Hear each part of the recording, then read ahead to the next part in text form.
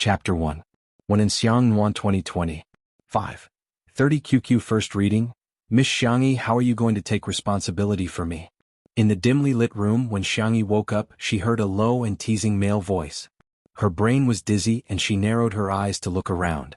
It was probably a hotel suite. She was curled up on the bed and the man was sitting on the sofa not far away. Xianxia could only vaguely make out the other person's silhouette. He was a young man with a black shirt slightly open and long legs that were crossed. His slender fingers held a cigarette, and the scarlet flame flickered, illuminating half of his collarbone and clear Adam's apple. But she couldn't see his face clearly. Xianxia quickly calmed down, and her tone was calm and polite. "Send me your account number, thank you." The room was eerily silent for a few seconds. The man's chuckle was full of sarcasm. "Hush money? If I sleep with you a few more times, won't I become rich?" Bang, bang, bang. The sound of the door being slammed sounded, accompanied by a sharp female voice. "It's here. I saw Xianxia, that little B****, enter brother's room with my own eyes." When she heard this familiar but distant voice, Xianxia was dazed for a moment. She rolled off the bed and walked to the man. "Account number," she said coldly. The man clicked his tongue, and his thin lips curled into a playful smile. How could a person become a completely different person in just a few minutes? Xianxia was too lazy to talk nonsense with him and she gave him a string of numbers. "If you want to talk about conditions, you can call this number." Her voice was originally soft, but now it was tinged with a touch of hoarseness and unexpectedly, it made people's bones go soft. Excuse me. She pulled open the curtains and the man, who didn't have time to turn sideways, was covered by the curtain. It was a rainy night outside the window and the humid air hit her face. There was no flying sword or interstellar spaceship. It was an ordinary world, and it was also the world that Xianxia had lived in for 20 years. She was finally back. There was a touch of loss in her heart, but it was quickly replaced by stability and steadiness. The world was different, but the skills she had learned were still there. The fair and delicate girl held onto the balcony railing and nimbly disappeared into the darkness. The man who just happened to get up saw this scene and his eyebrows twitched. If he remembered correctly, this was the 6th floor? Meanwhile, the door was opened with a universal room card, and a group of people occupied the room. The leader was a slightly plump girl. She had just received news that Xianxia had seduced the little idol she had been chasing recently. She turned on the main battery and said fiercely, "Shoot. Shoot for me. Xianxia, haven't you gone crazy from wanting to be famous? I'll send you to tomorrow's headlines. Brother, quickly cover your face so that it doesn't get you." The moment the room became bright again, everyone saw the slender and lazy figure in the room. Sure Indy?" The man stood in front of the window and didn't even look back. He put out the cigarette and said in a slow and cold voice, "Looks like I'm going to make the headlines tomorrow?" No. I made a mistake. I will delete all the photos." The chubby girl was scared to tears by his words.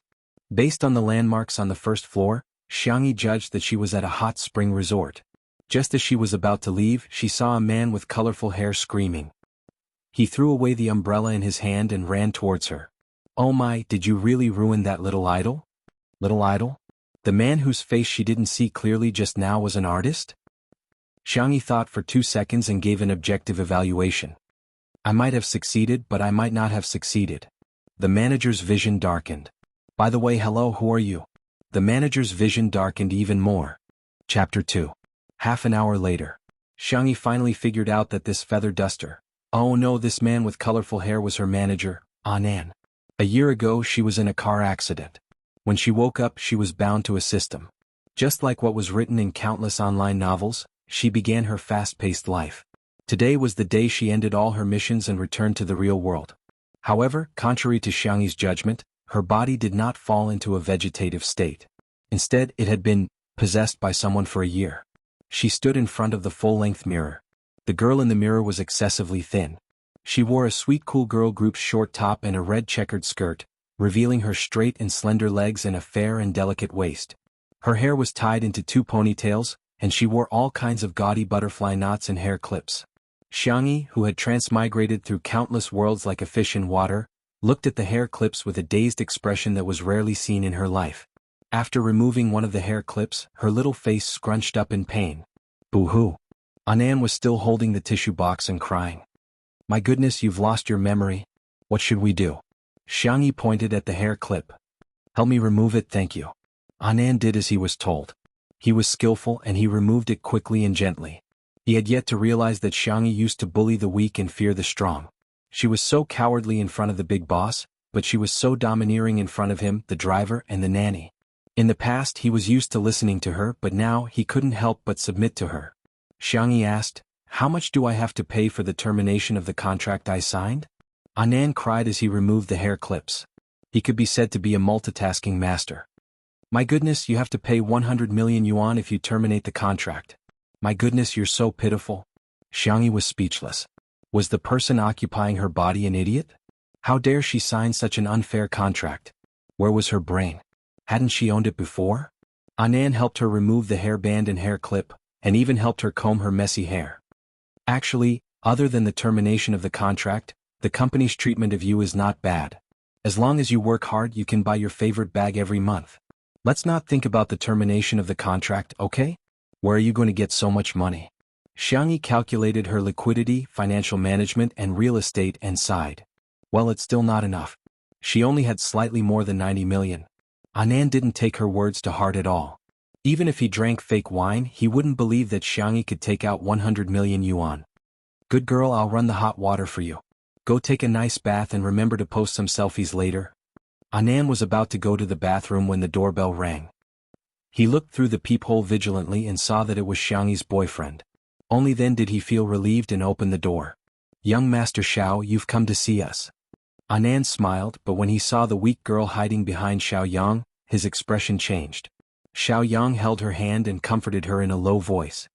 "Don't be afraid, hubby will break up with that stupid woman now." Yes, brother Ayang is the best." Anand exploded. "Xiaoyang, you're shameless. My goodness is so good to you and you actually cheated on her. You sissy, what right do you have to talk to me?" Xiaoyang rolled his eyes at him and said arrogantly, "Hey, I'm here to break up with you." He suddenly froze. The weak girl followed his gaze and couldn't help but be stunned. Was that stupid woman with the surname Xiang that beautiful? Chapter 3. Under the warm lighting, the girl was still so fair that she seemed to glow. Her long hair was loose and she was wearing a loose apricot knitted sweater. She was casually scrolling through her phone. Hearing the commotion, she raised her eyes and looked over.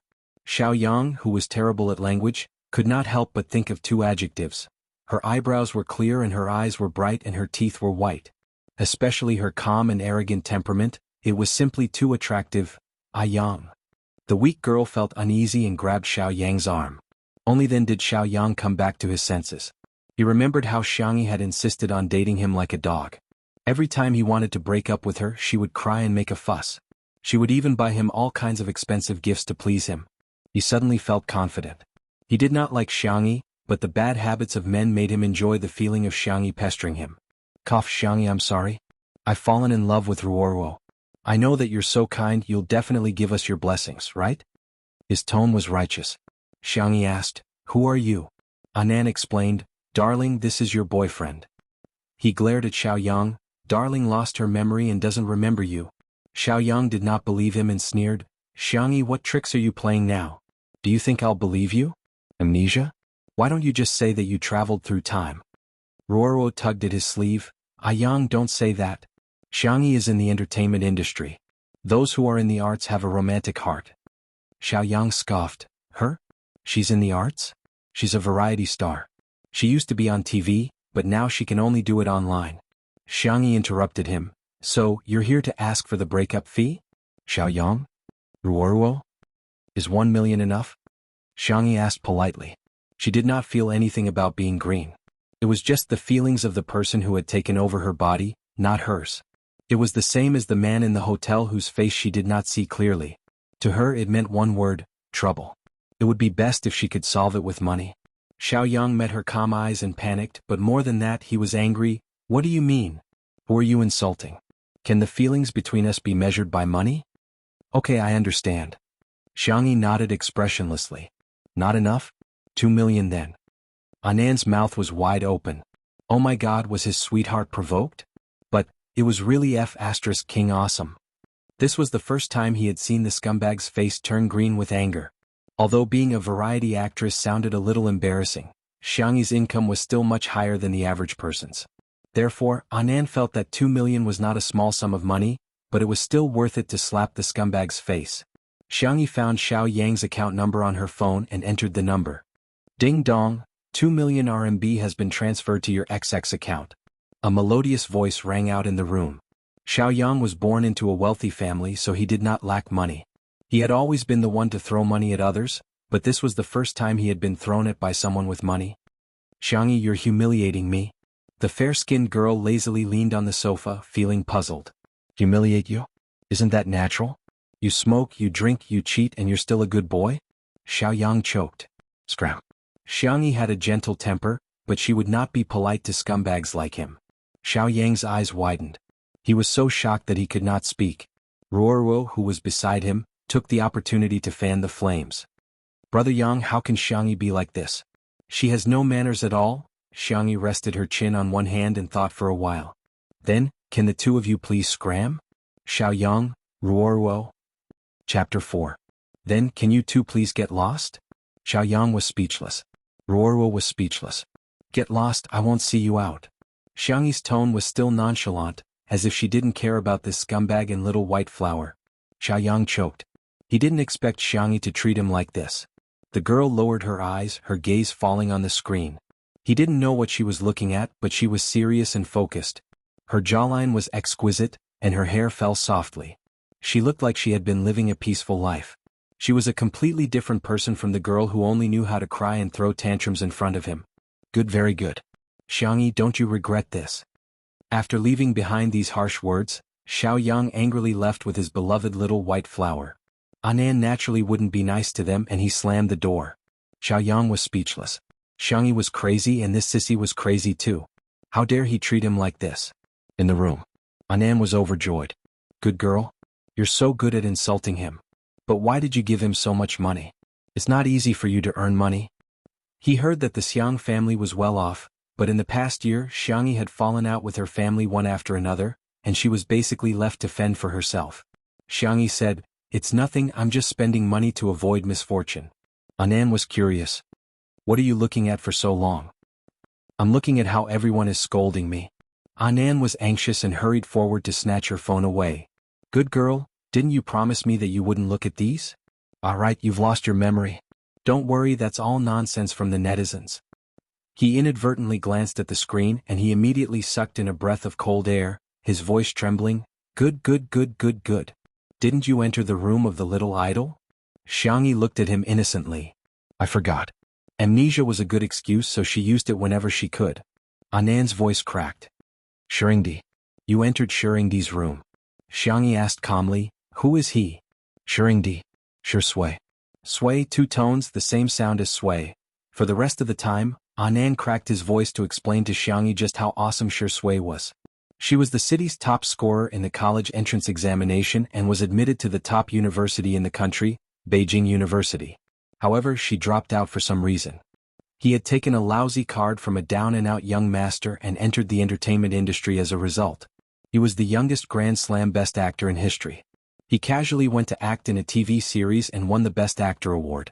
He was obviously going for the path of a strong actor, but he had countless loyal fans. To sum it up in one sentence, looks, money, and IQ.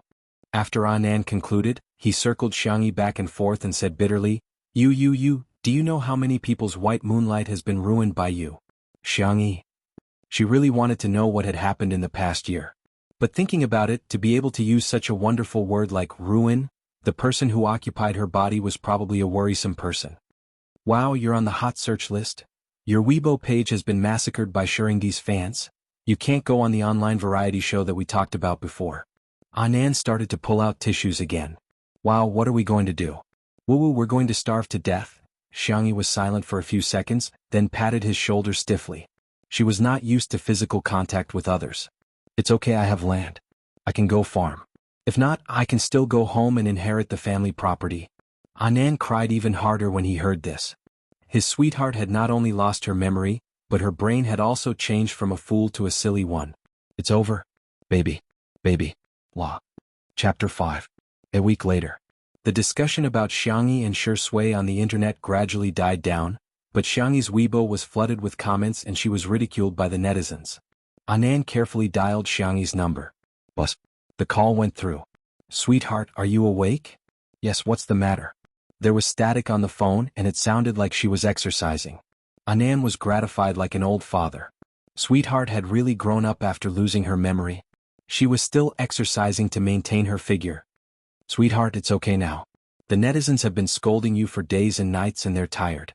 This time, you've profited from a disaster and gained popularity all of a sudden. There's a very popular live variety show and they want to invite you to be a flying guest. Shall I pick it up for you? No, I'm quite busy.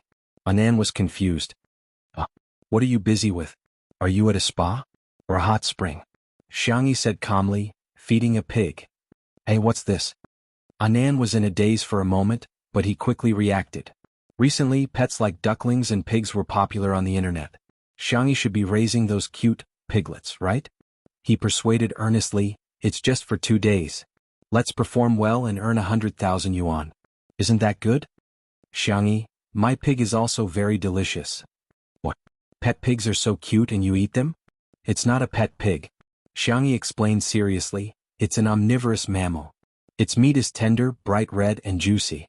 It can be used to make braised pork, boiled pork slices and sweet and sour pork ribs. It took Anand more than 10 seconds to recover from the shock. I'm hanging up. I'm going to slaughter the pig. Anand? He spent more than 10 seconds comforting himself.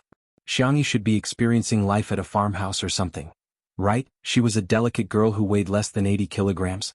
Could she even hold a butcher's knife, let alone slaughter a pig? Xingyao Entertainment. In the CEO's office. Xiang Feng sat casually on a leather swivel chair and shook his legs. He didn't look like a domineering CEO at all. You fired him, right? You ungrateful thing. You haven't treated him badly all these years. If you hadn't paid for his mother's medical expenses? Xiang Feng complained to the man in front of the window. From his angle, he could see the man's handsome side profile. His facial features were more three-dimensional than on the big screen. Broad shoulders and long legs, perfect proportions. He was dressed casually. His white shirt was rolled up in 2 folds, revealing his muscular forearms. His well-defined fingers were holding a cigarette, but he didn't smoke.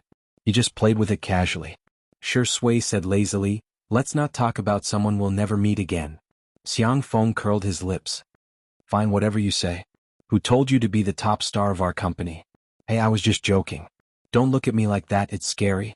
A week ago, Shui's assistant, who had been working for him for many years, betrayed him and leaked a lot of information to the paparazzi. Most of it was fabricated based on groundless accusations, but the mixture of truth and falsehood caused a lot of waves because of the assistant's special identity. Xianxia entering his room was just one of the insignificant things. Thinking of his little niece who had lost her memory, Xiang Feng had a headache. Xianxia is hopeless. How dare she enter your room? I'm so angry. If I talk to her again, I'm a dog. As soon as he finished speaking, his phone suddenly rang. The caller ID, Little Xianxia. Chapter 6. Xiang Feng. He jumped back and forth between taking the call and not taking it, swaying wildly. If he didn't take it, Xianxia was his little niece after all. What if she was really in danger? If he took it, wouldn't that be admitting that he was a dog in front of Shui? I'm the CEO of Xingyao Entertainment. Why would I do something like that? The next second, Xiang Feng answered the phone expressionlessly, his tone cold. Hey, if you have something to say, say it. If you don't disturb me. A soft and well-behaved voice came through the receiver. Little uncle, are you working overtime? Can I bring you some food? Xiang Feng remembered that he had posted a picture of himself working overtime in order to show off. He almost agreed, thinking that this was just Xianxia deliberately trying to please him. Who knew what kind of trouble she was going to cause? Over the past year, she had used the excuse of amnesia to drive her grandfather to the hospital. Her grandmother had fainted several times, and her brothers had all fallen out. Although Xiang Feng was senior, he was only a few years older than Xianxia, so he had doted on her since she was young. In the beginning, he helped her clean up a lot of her messes, but after being hurt again and again, he was too lazy to care about Xianxia's affairs. No need, our company has overtime meals. Xiang Feng's attitude was cold. He was prepared for Xianxia to mess around with him, but after waiting for a few seconds, Xianxia didn't do anything.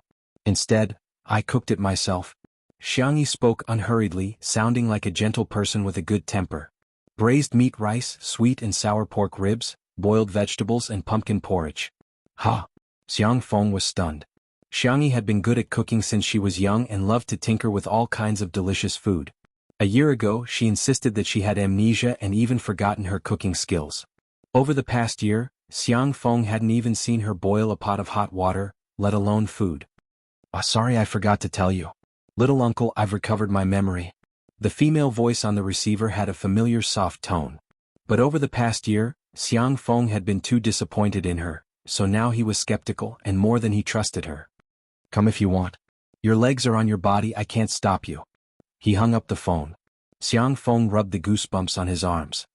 Brother Shui, do you think my little niece has schizophrenia? She's just like that crazy character you played when you won the Best Actor award. Shui raised her eyebrows. What did you call me? Xiangfeng. I've really gone overboard, how dare I call Shui by his nickname. Ahem, you're younger than me in the first place. It's natural for me to call you little brother. Shui sneered, I'm not young. Xiangfeng. *CK the wheels of the car are on my face. I just feel that my little niece seems to have changed into another person. She even said that she had regained her memories. I don't know if I should believe her. Shui lit the cigarette with his fingers. The scarlet flames flickered like stars in the smoke. He said casually, maybe there are two of them.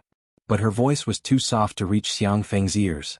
Half an hour later, Xianxia carried the lunch box into the CEO's office. Xiangfeng stared at her warily when he saw her enter. Little uncle. Xianxia greeted him softly. She noticed that there was another person in the room sitting on the sofa and playing with a lighter. His back was facing her.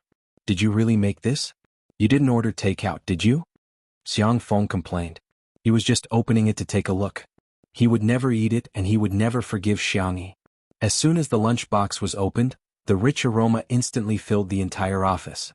Chapter 7. The first layer was sweet and sour pork ribs. The ribs were rosy and glossy, dotted with white sesame seeds. The second layer was boiled vegetables. The green and tender vegetables were delicately arranged, drizzled with shredded ginger, minced garlic, and oyster sauce.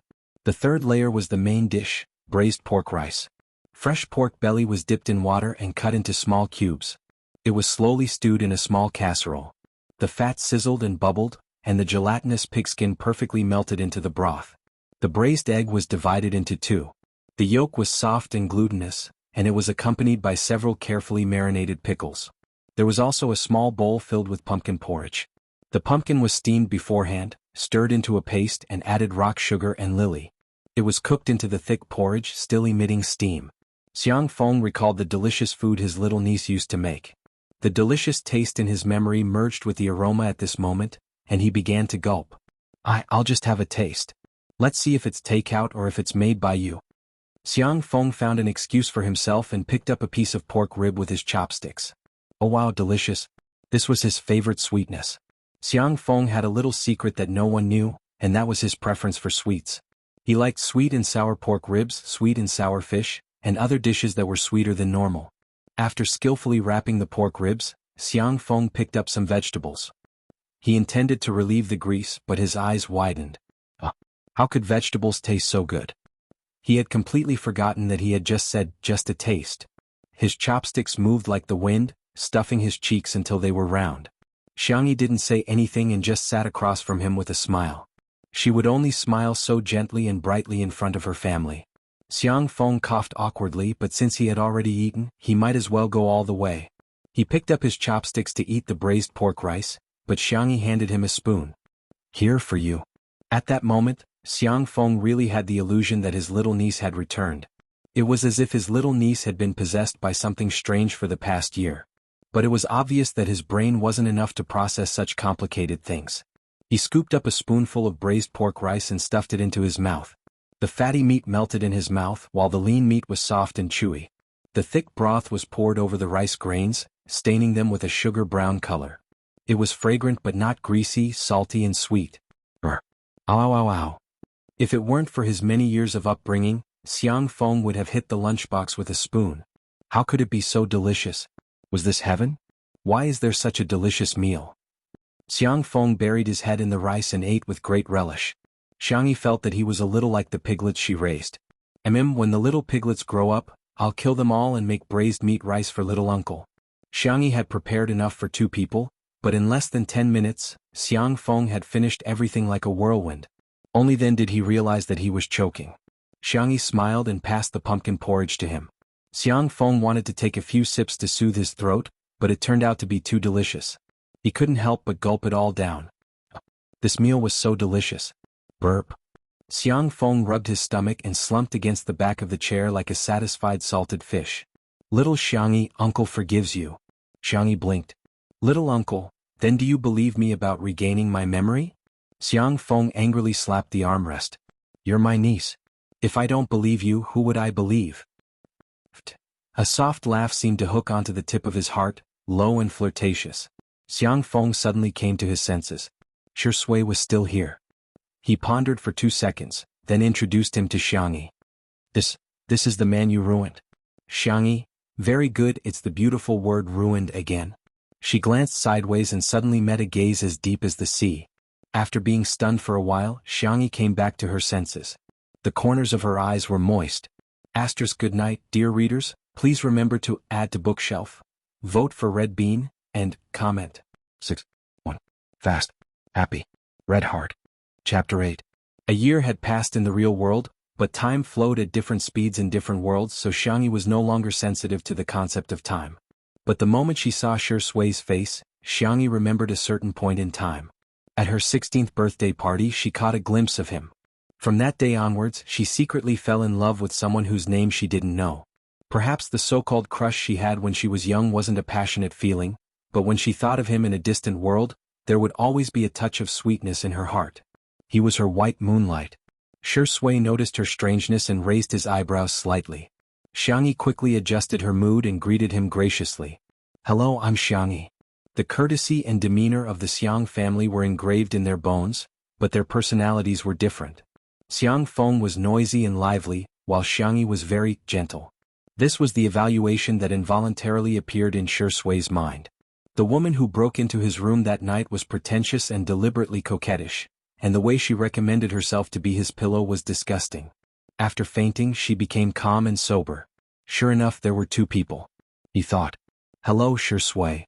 The man's voice was languid and low, slightly dragging out his tone, and inexplicably flirting with her. Xianxia, about last time? I'm sorry. Actually, when I recovered my memory, I also lost my memory of the past year. Her expression was calm. She was simply an ordinary little genius at shifting the blame. Don't ask. If you do, you'll lose your memory. Xiang Feng was shocked.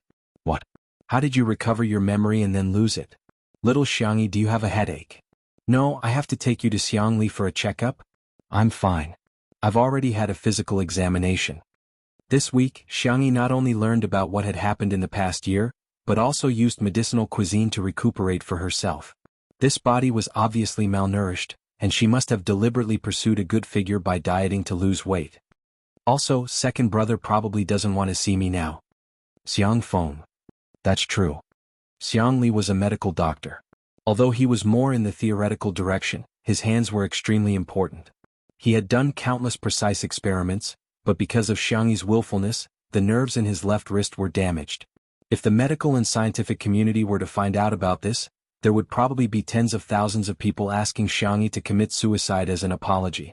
Xiangxia felt that her medicinal cuisine and medical skills might be able to cure her second brother's hand, but this matter could not be rushed. To restore his relationship with his family, he had to do it one by one. Her youngest uncle was the closest to her and had a carefree personality. He was the person she had the most confidence in. That was why she came to him first. She didn't deliberately explain anything. She lowered her head and quietly packed the lunch boxes. Xiang Feng glanced at her and his face almost turned red. The lunchbox was so clean that it looked like it had been licked, shiny. He pretended to sound like a professional. Ahem, Shui, do you have any thoughts about your work arrangement? Shui said casually, rest for a while and find a place to plant flowers and fish. Xiang Feng, okay, it's good for you to rest. If there's a suitable job, I'll keep an eye out for you. But you'll have to find a new assistant. With your bad habits, you probably won't even pick up a fallen oil bottle. If you live alone, there are only 2 endings. You'll either be poisoned by takeout or starve to death. It's best to find someone who can cook. Xiangxia suddenly raised her head. I can. Shui looked at her with a faint smile. If the 2 of them were using a 5G network, then Xiang Feng was using a 2G network. He looked confused. What do you mean you can? Chapter 9. Xianxia explained in a gentle voice, I can be his assistant. I'm pretty good at cooking. Shui was her white moonlight. Her love for him wasn't the kind that wanted to be his girlfriend but more like a fan. She just wanted to be nice to him. What's more, when she transmigrated in the past, she was bound to a nurse system. Simply put, it was to assist her teammates and let them attack their opponents. Most of the skills she had mastered were supportive in nature. Perhaps they weren't lethal, but she was quite suitable as an assistant. Xiang Feng panicked when he heard this. How can that be? How can a girl from our Xiang family cook for another man? Is he worthy? He's not. A chill ran down his spine and Xiang Feng abruptly changed his words. It's not that he's not worthy, it's just that I'm afraid you'll tire yourself out. Besides, you're an artist. How can you be an assistant to another artist? Xiangxia, I have plans to quit the entertainment industry. Xiang Feng's expression was sluggish. He thought he had misheard. Xiangxia repeated, I want to quit the industry. Just, after I recovered my memories, I found my original heart and realized the true meaning of life. That is, to return to the countryside and have my heart set on the mountains and rivers. The latter half of the sentence was nonsense, but the truth was, the max-level big boss is tired and wants to retire peacefully. Xiang Feng was in a bit of a trance. One had to know that a year ago, his little niece had cried and kicked up a fuss in order to enter the entertainment industry. The Xiang family had been tormented by her. The little princess of the Xiang family could have gotten a meteorite if she wanted the stars in the sky. Why would she want to suffer in the entertainment industry? But Xiang Feng couldn't stand her crying. As her uncle, his heart softened and he was prepared to sign her to his company and personally feed her resources. But in the end, she was bewitched by her so-called sister and signed an unfair contract with a notorious small company. Xiang Feng was furious when he found out, but she still had the audacity to accuse him of not understanding how good and kind her sister was. Xiang Feng was truly heartbroken at that time. At this moment he seriously thought about it. Of course, quitting the industry was a good thing. With her eyesore singing and acting skills, she would drag down the standards of the entire entertainment industry. The idea of being an assistant seemed a bit absurd to him. What was she after? How much money could she make? In a flash, Xiang Feng suddenly had an epiphany. Damn. What kind of money was this? His little niece was obviously attracted to Shui's beauty, lusting after Shui's body. Thinking of this, Xiang Feng decisively refused. No. If you want to leave the industry, I can help you. Forget about being an assistant. Xiangxia had only mentioned it casually. Since Xiang Feng didn't agree, she didn't say anything else. A person like Shui could get any assistant she wanted. She was worrying too much. Little uncle Mr. Shu, I'll be leaving first. Xiangxia greeted him obediently. After taking a few steps out, she suddenly thought of something and turned back to take out a small bag of snowflake pastries from her bag. She stuffed it into Xiang Feng's hands. Try it and see if you like it. If you like it, let me know on WeChat. I'll make more for you next time. This was how the members of the Xiang family got along. Whenever there was something good, they would always think of their family. Xiang Feng doted on his little niece, so Xiangxia would also try her best to treat him well. The girl's footsteps were light as she left the office.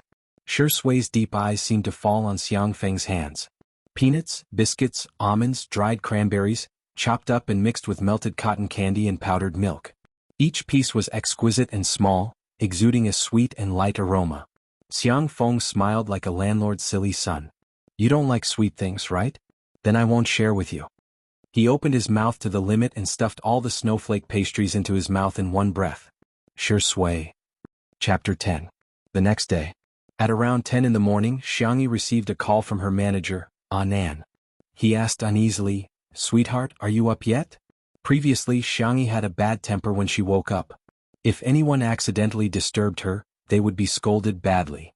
Xiangxia turned on the speakerphone and placed her phone on the flower rack. She used gardening scissors to trim a few broken daisies. What's the matter? Her biological clock was very accurate. No matter where she was, she would wake up at 7 o'clock sharp, unless it was raining or snowing. Nan heaved a sigh of relief and said in a fawning tone, Sweetheart, do you want to reconsider that variety show? After all, you don't have any other jobs and have nothing to do. Xiangxia thought for a moment and said, Come to my house. Let's talk face to face. I'll send you the address. After hanging up, Nan was still a little confused. Didn't Xiangxia live in the company apartment? Could she have moved? An hour later. Anand's eyes widened as he stared at the magnificent black wrought iron gate. There was a Roman-style fountain in front of the European-style villa. The garden? No, it should be called a manor. There were flowers everywhere. The Chinese roses bloomed the best in the late spring season. At a glance, there were at least dozens of varieties including shrubs and vines. Behind them was a boundless expanse of vegetable fields. Further away there seemed to be a farm. The door opened automatically. Not far away, Xianxia, who was wearing a white cotton dress and a light-colored straw hat, waved at him. She was carrying a hand-woven rattan basket with freshly picked vegetables and fruits. Anand was worried. He jogged over to Xianxia and looked at her with watery eyes. "Sweetheart, are you locked up here? Just like in the novels, the overbearing CEO locked you up here and you're not allowed to go anywhere. You can only be his little canary." Xianxia didn't know whether to laugh or cry. "Don't worry, our country has a complete set of criminal laws. This is the house my mother left me. No one is restricting my personal freedom." Anand heaved a sigh of relief and asked curiously, "Why are there so many vegetable fields? The terrain here doesn't look like farmland." He had heard a little about Xianxia's family background. He had heard that she was from a wealthy family, so he wasn't too surprised. "Oh, it was originally a golf course, but it was renovated later." "Anand?" He thought absent-mindedly, "Is the life of the rich so simple and down-to-earth? It's lunchtime. There's still a small pot of rice left from yesterday.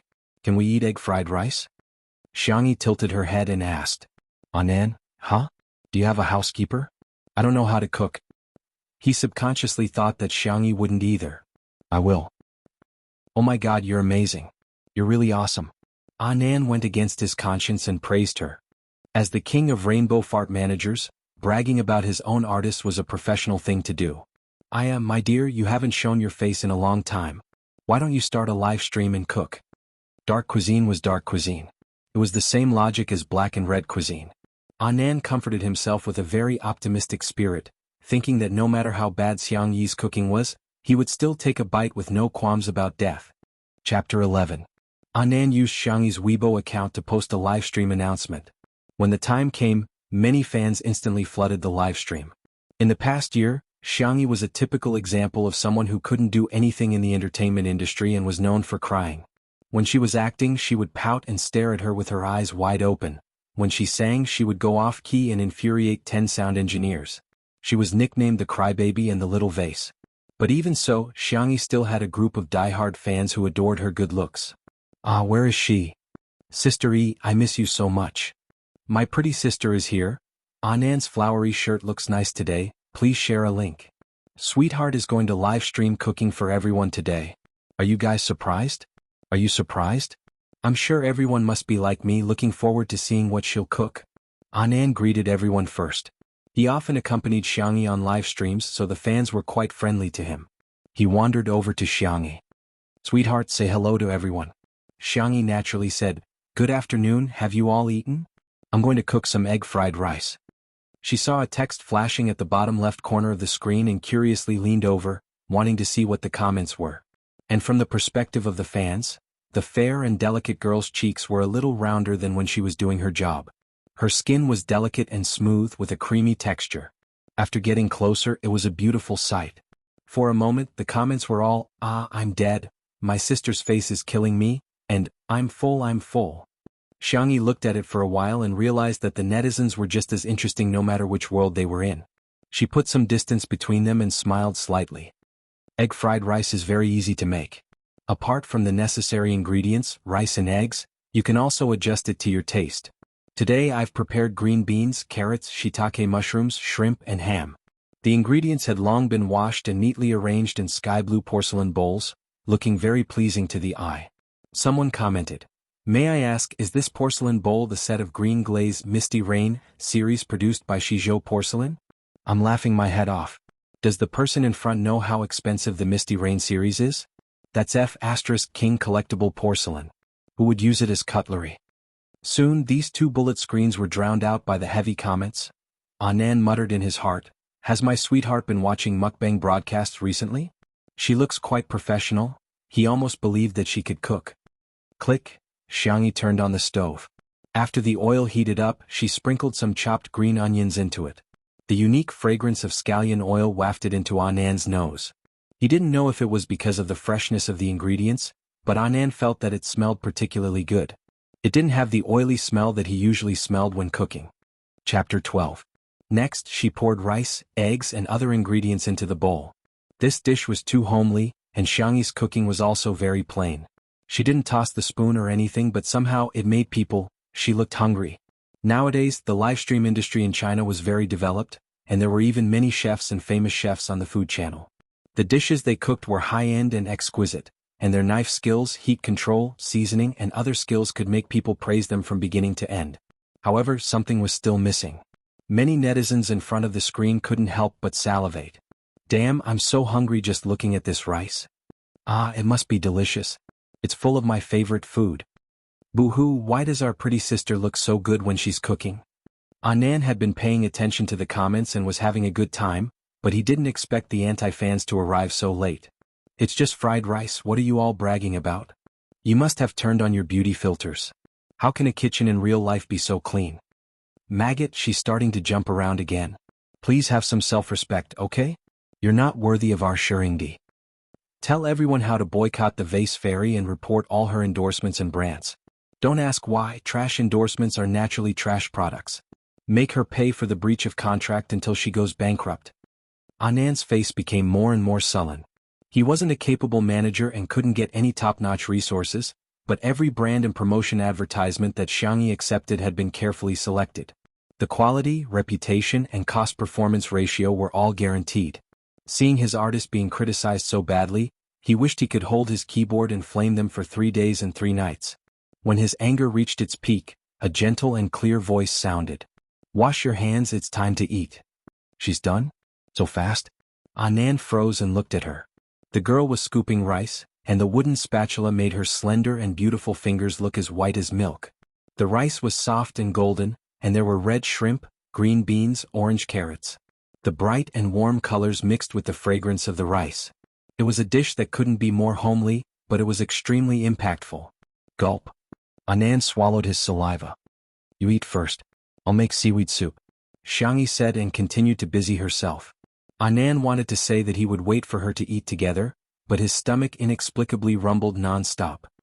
He comforted himself, it's not that I'm greedy, it's this bowl of rice that seduced me first. He leaned his phone against the shelf next to him, just enough to take a picture of him and Xianxia. Anand was not particular about it. He took the rice and started eating in the kitchen. The moment the rice entered his mouth, the netizens in front of the screen realized that the screen had stopped moving. Is the internet lagging? They tapped on the screen and found that everything was normal. After a full 10 seconds, Anand, who had maintained a state of stillness, finally returned to normal. His voice was unexpectedly tinged with a sobbing tone. F***ck. What kind of delicacy is this? Chapter 13. Anand never thought that a simple bowl of egg-fried rice could be so delicious. He had been watching the entire process of Xianxia's cooking. She didn't add any seasonings like MSG or chicken powder, but the rice was still incredibly fresh. The rice was soft and chewy. He scooped a big mouthful of rice into his mouth. The rich variety of ingredients created a sense of deliciousness and bliss. After Anand lamented that sentence, he couldn't be bothered to interact with the netizens as he buried his head in his food like a heartless eating machine. He ate more happily than the food bloggers. Since it was lunchtime, many netizens couldn't help but click on the blue or yellow apps to search for fried rice and place orders. Boo-hoo, I'm hungry. I miss Granny's egg-fried rice. She always puts a lot of shrimps in it. Hey, it's obvious that she's just putting on a show. It's just egg-fried rice, how delicious can it be? The manager is too pretentious. I hate sissy men the most. It's so delicious that they cry. Is it that exaggerated? Disgusting. A certain vase fairy can't get any more attention. Is she trying to create a gourmet persona now? Tiske, she doesn't even know how to toss a wok and toss a ladle. If she doesn't fail, I'm going to eat sh*t live. The bullet screen was instantly filled with arguments. The seaweed and egg soup was soon ready. Xianxia scooped a bowl for Anand. Anand looked embarrassed. The soup was supposed to go with his rice, but he had already finished his rice. Xianxia didn't have a big appetite.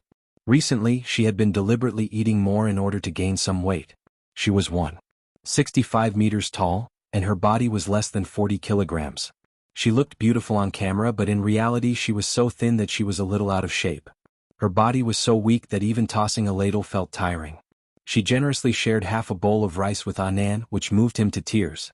"Good girl, I want to be your manager for the rest of your life. I'll accompany you through all obstacles, conquer the world, and reach the peak with you." Xianxia was speechless. "That's not necessary. I just want to sleep in the fields."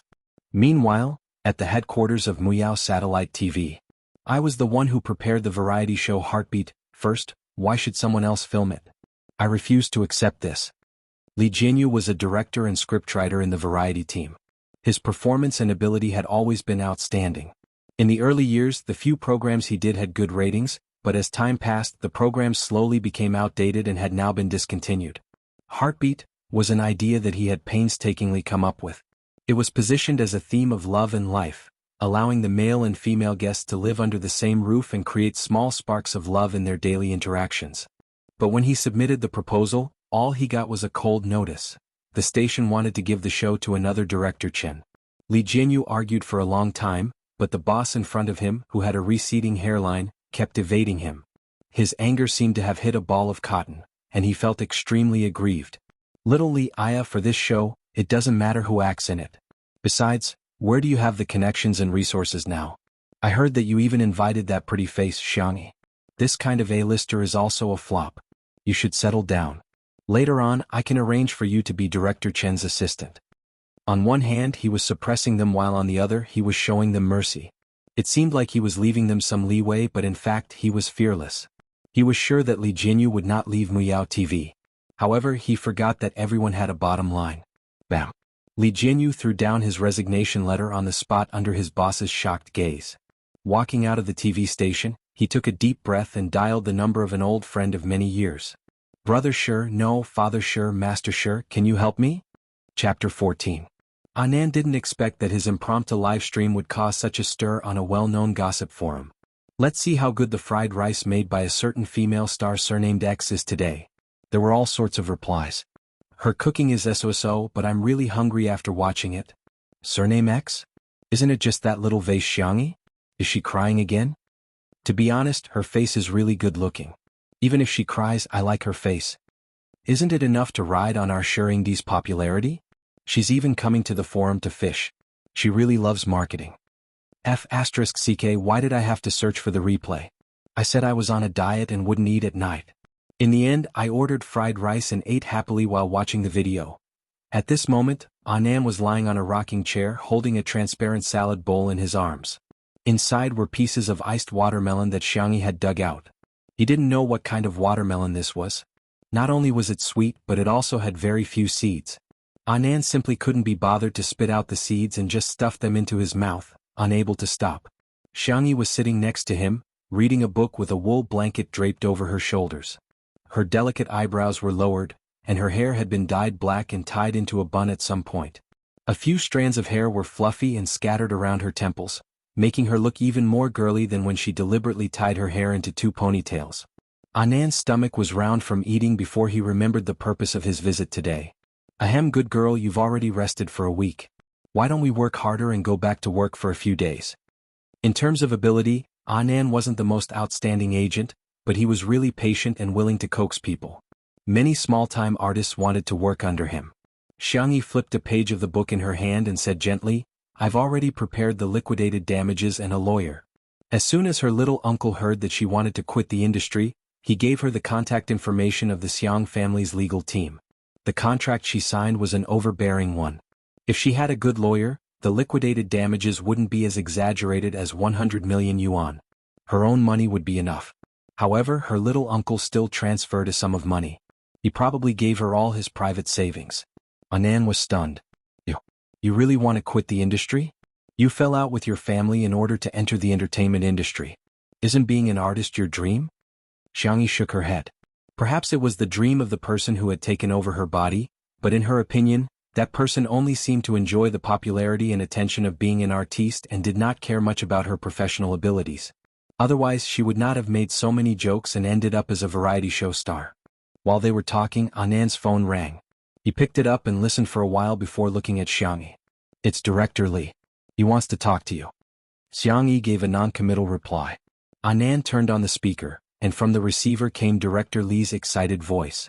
Miss Xianxia, I'd like to invite you to partner with Shirindi in my new variety show. Chapter 15. Xianxia raised her eyebrows. Shui. That's right, that's him. Li Jinyu's tone was relaxed, as if a heavy burden had been lifted from his shoulders. Let me tell you the specifics. It's similar to the style of the previous variety show, but this time it's more life-oriented. The main content is that you and Shirindi live under the same roof, planting flowers, raising fish, and so on. Then every episode will invite flying guests over. The most important thing is that this variety show will be completely live. This is the first in the industry. Sounds good, but in terms of format, isn't it a little too dull? Xianxia voiced her own thoughts. Li Jinyu chatted with her excitedly. Meanwhile, Anan was completely dumbfounded. Variety show? Shirindi? Am I hallucinating because I'm too full? So actually, netizens are very tolerant of the subject matter. Some people like to see face slapping while others like to see peaceful times. Some people think that each has its own audience, but I don't think that's the case. In fact, sometimes there are overlapping audiences. As Li Jinyu spoke, he suddenly exclaimed, I just sent the video of you cooking egg fried rice to Papa Shir. Cough Shirindi. He liked your Weibo post. I didn't know that you two were so close. To be honest, he was the one who recommended you to me. Ah Nan. Weibo likes. Recommended to be on a variety show? He could already imagine how much bloodshed there would be on Weibo at this moment. Wait, why was Shirindi willing to be on a variety show with Xianxia? He had never been on a variety show before, and since it was a live variety show, this variety show's attention would definitely be unparalleled. Could it be that after Shirindi was defiled, he fell in love with Xianxia? However, Xiangxia's thought was that Shui might like her cooking. She was originally prepared to terminate her contract, but suddenly felt that she could still live a little longer. She could feed her white moonlight until it was white and chubby. I have no problem with that. As for the specific details, please communicate with my manager, Xianxia said politely. Okay. Li Jinyu happily hung up the phone. Initially, he had asked Shui for help in introducing an artist to him. However, he had not expected that Shui would agree to participate in the live broadcast of the variety show. This was a glimmer of hope at the end of the tunnel. Li Jinyu refreshed the Weibo post where Shui liked the egg fried rice video and saw that there were more than 10,000 comments. Li Jinyu sighed, Daddy Shir is indeed my Daddy Shir. He's even more popular than the top celebrities. On Weibo. Not to mention Shui's fans, even the netizens were dumbfounded. His hand must have slipped. I don't believe it, the account must have been hacked. I'm crying, sober up, you're the best actor. Why did he like an 18th tier female celebrity? Do you not have a heart? 2 days later, a variety show called Two Under One Roof officially announced the guest list, which instantly caused a sensation. Chapter 16. Two Under One Roof v. The country's first live-streaming lifestyle variety show, Two Under One Roof, is scheduled to air on May 1st. He's a powerful actor Shui v, and she's a new singer full of energy Xianxia. Life is beautiful when you don't forget your original intentions. This summer let's Xianxia nap. After the official announcement, Shui Studio was the first to forward the post with the caption, Shui Sisters, don't miss out on his first variety show. Shui Sisters was the name of Shui's fans, which was a homophone of his name. As soon as the studio stamped the post, the fans who had been holding back suddenly rejoiced as if they were celebrating the new year. It's finally open for business. It's Shui's first time on a variety show. I'm going crazy, I can hear the sound of geese within a 500-meter radius. It's a live stream. It's a live stream. Doesn't that mean we can watch Shui 24 hours a day? Isn't it just an app? I'll download it, okay? The reactions of the passers-by were, I know Shui. Who is this Xianxia? Is there such a person in the entertainment industry? It must be hard on the official Weibo account. They must be going bald from thinking of the title New Singer for the Vase Fairy. Singer? Has the Vase Fairy ever released a song before? Haha, she has. She's the guide to the ghost section of the shabby station. It said that she angered 10 sound engineers into leaving when she recorded that song. Those who say she's a singer are overpraising her. She's clearly a small-time variety show star who doesn't have any sense of variety. She's so awkward and she cries all the time. I'm so annoyed by her. Whenever she appears, I have to speed up the video twice or fast forward. I feel physically uncomfortable whenever I see her. All of a sudden, the popularity of Two Under One Roof rose steadily even before it started airing, and it was listed as one of the most searched terms.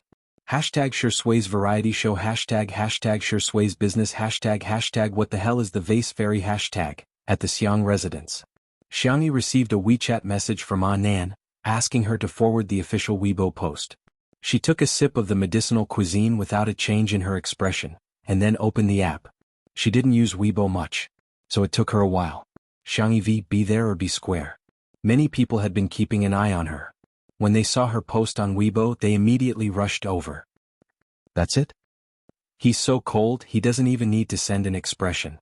Is he trying to act like a big shot? Blurg, you want to see our brother? Are you worthy?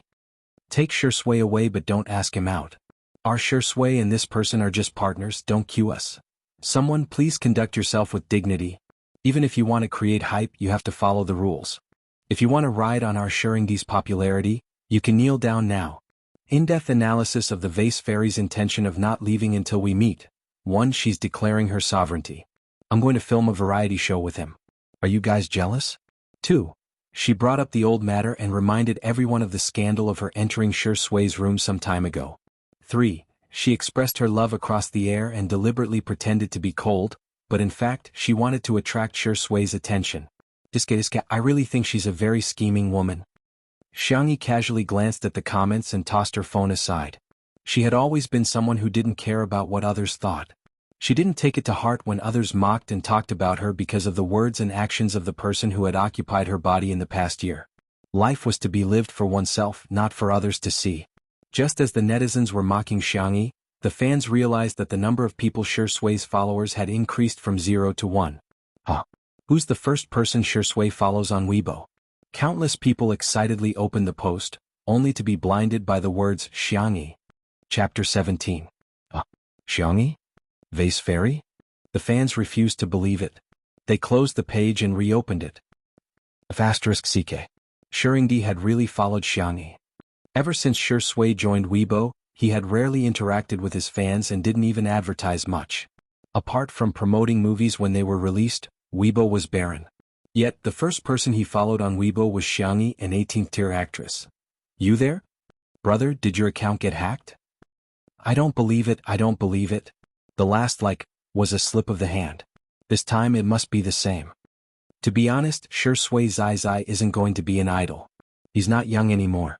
His mother fans still hope that he can find a good home, but at least find someone of equal social status. I'm so angry that I'm about to cry. Xiangyi actually didn't follow our Shuringdi. Why? What right does she have to give our brother the cold shoulder?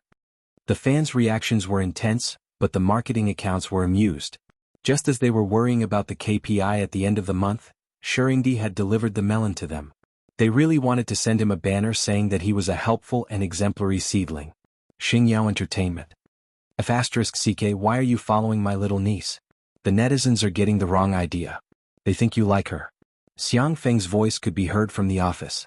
Shurshui was sitting on the sofa, his black shirt rolled up, revealing his muscular forearms. His wrist bones were clear and his fingers were long and slender. His smoking posture was languid and dispirited, creating a unique and charming temperament. My hand slipped, Shurshui said lazily, his voice a little hoarse from the smoke. How about I unfollow you? Xiang Feng panicked. Don't. If you really unfollow me, little Xiangyi will be scolded to death by the netizens. But then again, aren't you going to plant flowers? Why do I feel like you're planting a radish in my office? Shurshui's contract with the company gave him a lot of freedom. He also had his own studio. In short, he could act in movies whenever he wanted. If he didn't want to act, he could take a break for a year or so. However, in Xiang Feng's impression, Shurshui was still quite a model worker. He didn't care about being pretentious. As long as the script was good enough, he was willing to act in a TV series. He also didn't care about the position. It didn't matter if he was a supporting actor. He would even help his agency nurture newcomers. Xiang Feng felt that he was really burning incense to thank the heavens for signing him. In the past, the two of them could only see each other once a month. But recently, for some reason, they could see each other every day. Shurshui said, "It's quiet here." Is that so? Xiang Feng was skeptical. His phone vibrated. He looked down and said cheerfully, "Hee, little Xiangyi is bringing me lunch again. She said that today's menu is spicy chicken, honey chicken wings, and shrimp egg custard." Shurshui calmly put out his cigarette. However, he heard Xiang Feng say, "Okay, then I won't send you off. Go eat in the company cafeteria. Sure Sui? Chapter 18. Sure Sui raised her eyebrows. What did you say? Say it again. Xiang Feng said confidently, Xiangyi is my niece. She brought me food, so of course it's for me to eat. We're brothers, so don't even think about taking away a grain of rice from me. In the Xiang family, every time little Xiangyi cooked, he had to fight with the group of sister-obsessed people for food. If he was a little slower, he wouldn't even get to lick the plate. Now that he finally had the chance to eat alone, Xiang Feng wasn't stupid. He wasn't going to share it with Sure Sui. Just then the secretary knocked on the door and came in. She placed a lunchbox on Xiang Feng's table and respectfully said, Mr. Xiang, this is from the Xiang family's driver. Xiang Feng happily opened it. There were 3 home-cooked dishes, a purple rice mixed grain rice and a small pudding. It was creamy white and smooth and was bouncy with a spoon. I, Xiang Feng, must be the happiest man in the world. Mr. Sure, this is for you. Only then did Xiang Feng notice that the secretary was holding a lunchbox that was obviously twice the size of the usual one. She placed it in front of Sure Sui. His niece brought food to Sure Sui too? Sure Sui lazily thanked her. After the secretary left, her ears were obviously red. This man's actions were really too good. Opening the lunchbox, Sure Sui's eyes lit up with a smile. The handsome and gentle man was now like a child showing off a toy, slowly taking out the lunchbox. In addition to the same spicy chicken, honey chicken wings and shrimp egg custard as Xiang Feng's, there was also a spicy pickled fish and mushroom soup. And the portions were all more than Xiang Feng's. There were even 4 small puddings. For Xiang Feng's heart instantly shattered into pieces. Why? Why do you have more food than me? Wah? Xiang Feng felt wronged, but Sure Sui's gaze swept over each dish in turn. Sour, sweet, spicy and fresh, everything was there.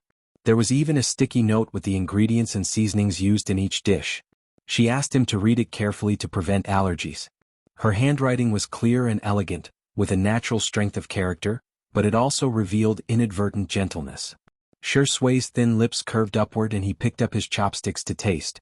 And so, Xiang Feng watched helplessly as a certain best actor, whose table manners were usually impeccable, picked up food faster and faster each time.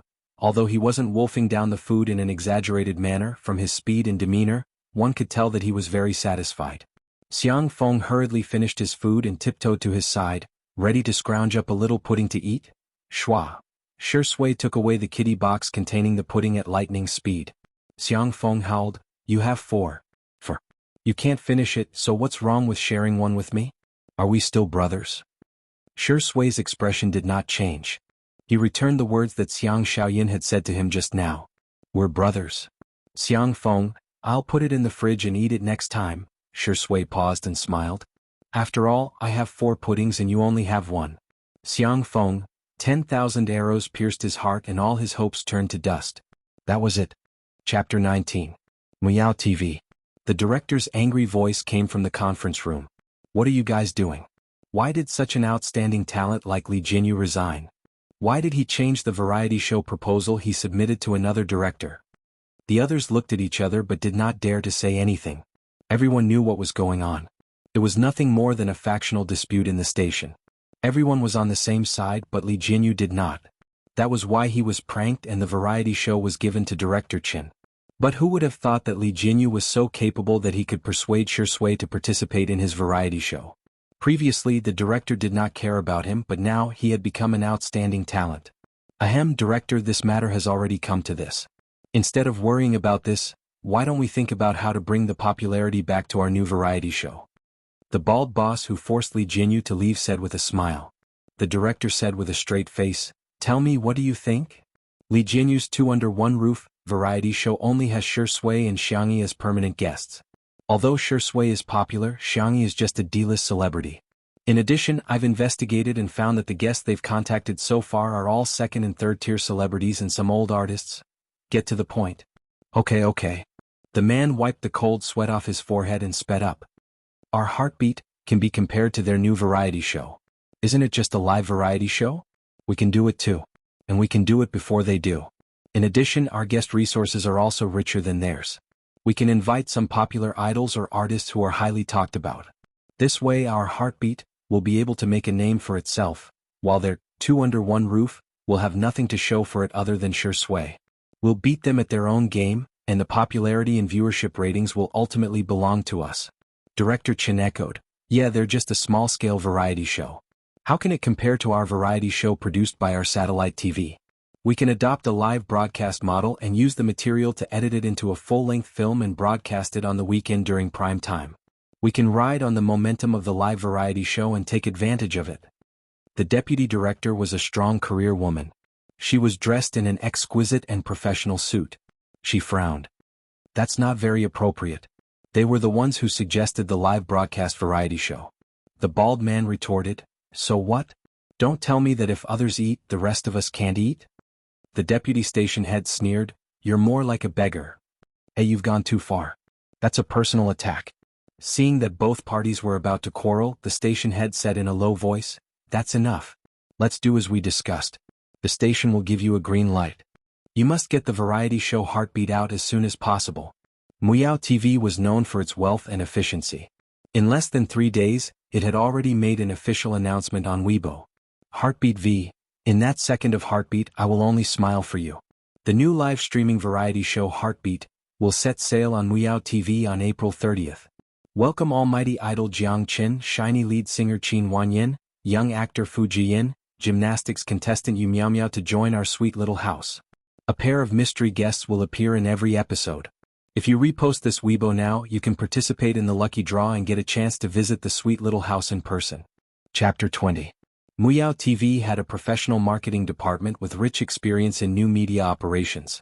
They had even organized an interactive lucky draw event. The 4 contestants in the official announcement were the hottest celebrities in the circle. Just a few minutes after the announcement, the comments had already exploded. Ah! Screaming at the top of my lungs. Jiangchen Jiangchen Jiangchen. Hubby hubby hubby. Xianxia, pretty sister, please get to know her. Her representative works, Summer Stars and Heart, are beautiful and sweet, don't miss them. Sob sob sob. Fu Jian's role as the crown prince is hard to appease. My brother is participating in a variety show, so take care of yourself. The light of gymnastics Yu Miao Miao. Nation's sister Yu Miao Miao. Vitality girl Yu Miao Miao. Please keep your eyes on the April 30th episode of Heartbeat. The fans of the 4 websites collectively took action, controlling the comments, tagging, reposting, and promoting. With Muyao TV adding fuel to the fire, it instantly became a hot search. At the Xiang residence. Phew. Anan wiped the sweat off his head and continued to clean the pigsty. Ever since he ate Xiangyi's egg-fried rice, Anan had been running to the Xiang residence every day. He claimed that he was there to talk about work, but in fact he would do anything for food. He had initially resisted when Xiangyi asked him to clean the pigsty, but when he heard her say that the pork chops were tender and tasty, ha ha ha, Anan smiled sweetly at the group of chubby piglets. After taking care of the piglets' hygiene, Anan, who was a heavy cell phone addict, logged onto Weibo and was immediately stunned by the overwhelming publicity of Heartbeat. *Seeke. How can they be so shameless? Not far away, Xiangyi was tending to a row of newly raised strawberry sprouts. The leaves were lush, and her fingers were white as she carefully trimmed the leaves. It seemed that no matter what happened, she could remain calm. Hearing Anan's curses, she looked up in confusion. What's wrong? Anan told her about Muyao TV's manipulation in a few words. He was so angry that his colorful hair stood up. Not only are they doing a live variety show, they're even broadcasting it a day before us. Aren't they deliberately trying to scam us? Moreover, the audience generally didn't think so much and would have a preconceived impression. At that time, everyone might even think that 2 Under One Roof was trying to scam. Xiangyi nodded and asked, Are you hungry? Do you want more food? Yeah, I'm a little hungry. Anan blurted out subconsciously. When he reacted, he stomped his feet anxiously. What time is it now? Why are you still thinking about food? Xiangyi looked innocent. But eating is a very important thing. She smiled. Do you want to eat pork ribs? The soup is very fragrant. Anan swallowed his saliva and was about to agree when his phone buzzed and vibrated. He looked down and his pupils instantly shook. Oh my god, it's over, it's over. We're really done for this time. On Weibo, a marketing account revealed that the filming location of 2 Under One Roof had been exposed in advance, and a large number of Shui's fans had gathered nearby, which had affected the normal filming. In other words, the variety show couldn't go according to plan. As a result, 2 Under One Roof didn't even have the possibility of airing on time, let alone earlier than Heartbeat. Just as director Li Jinyu was so worried that his hair was falling out, Xianxi's agent, Nan, gave him a video call. The call was connected. The first thing that entered Li Jinyu's ears was a very loud slurping and gulping sound. Then there was a satisfied burp. Li Jinyu was speechless. Is it even human to perform a mukbang broadcast for a director who's about to go bald from worry? Chapter 21. Director Li. Anan's voice was cheerful. Come and drink some pork ribs. Cough, pork rib soup without pork ribs? I'm waiting for you. Li Jinyu said helplessly, I don't have time, Mr. Anan. Please don't disturb me. This little colorful hair has no sense of propriety. They don't even have a venue for the live broadcast of the variety show. At such a critical moment, how can I be in the mood to eat? On the screen, half of the girl's delicate and fair face appeared. Her voice was soft and calm. Director Li, you don't look so good. Have you had lunch? Why do this manager and artist only know how to eat? However, he knew that the two of them were being kind. He rubbed his eyebrows tiredly. I'll just order takeout or eat instant noodles later. I have to find a way to settle the venue and see if there are any suitable places in the countryside. Xianxia, 2 Under One Roof, is a lifestyle show, right? That's right. Li Jinyu was puzzled. What's wrong? Xianxia continued, you need enough space to grow flowers, vegetables, fish and cook, right? Li Jinyu, well, these farming elements are actually very popular. Nowadays, not to mention young people in the city, even young people in the countryside may not necessarily have farmed before. Speaking of which, why are you asking this? Xianxia, who said that farming has to be done in the countryside? Xianxia pointed to the back of the villa and said the words of the richest woman in her softest voice. My house has fields, ponds and farms. Come and film at my house. Li Jinyu stared at the boundless vegetable field and the shadowy farm in a daze. He deeply and vividly understood what it meant to turn the tables around and survive in a hopeless situation. In just a few days, Heartbeat became popular before it even started airing. It was far more popular and discussed than 2 Under One Roof. Miao TV was overjoyed. It would only start broadcasting tomorrow, but everyone seemed to have locked in the quarterly bonus in advance. Director Chin, who was in charge of filming, was even more proud. Every day he walked to the headquarters as if he was walking on the wind. Good morning, Director Chin. Good morning, Director Chin. Director Chin is so handsome today. In the elevator, Director Chin enjoyed the crowd's praise and couldn't help but feel a little smug. Ding, the elevator opened and he walked to his office. The compliments were gone, replaced by strange looks from the crowd. Sensing that something was wrong, he stopped and asked an employee at a nearby desk, what happened? Chin, Director Chin. 2 Under One Roof posted a notice on Weibo a few minutes ago, saying that the show will start at 9:30 p.m. in advance. What did you say? This is impossible. How could a variety show without a venue be broadcasted? It should be true. I just saw Shuringdi repost it. Director Chin snatched his phone, and the screen happened to stop at Weibo. Sure Sway, repost Weibo? 2 Under One Roof v. 2 Under One Roof will have its first test broadcast at 9:30 a.m. today. Don't miss it. Beep beep, put on your seatbelt and set off with our Sure Sway Viingdi. Today was Saturday. As soon as the official Weibo released the link to the live streaming room, the number of viewers had already exceeded 10,000. Director Chin glanced at the time with an ugly expression. It was April 29th, 9:27 a.m. No, Heartbeat hasn't been broadcasted yet, so why is 2 Under One Roof being broadcasted in advance? How dare they? How can they do this? Asterisk full 4,200 recommendation votes plus extra chapters. Good night. Chapter 22. It was so quiet that even a pin drop could be heard.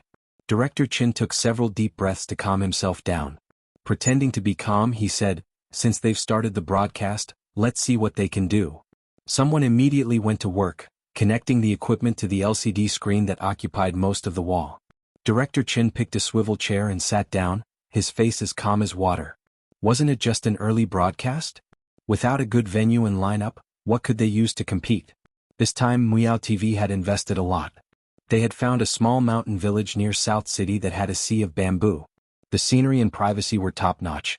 In terms of lineup, Jiang Chen was the top celebrity in the entertainment industry in the past 2 years, a hot little fresh meat. Qin Wanyin was the lead singer of the girl group Shiny. Since the group's establishment, the members had been constantly fighting with each other and were extremely popular.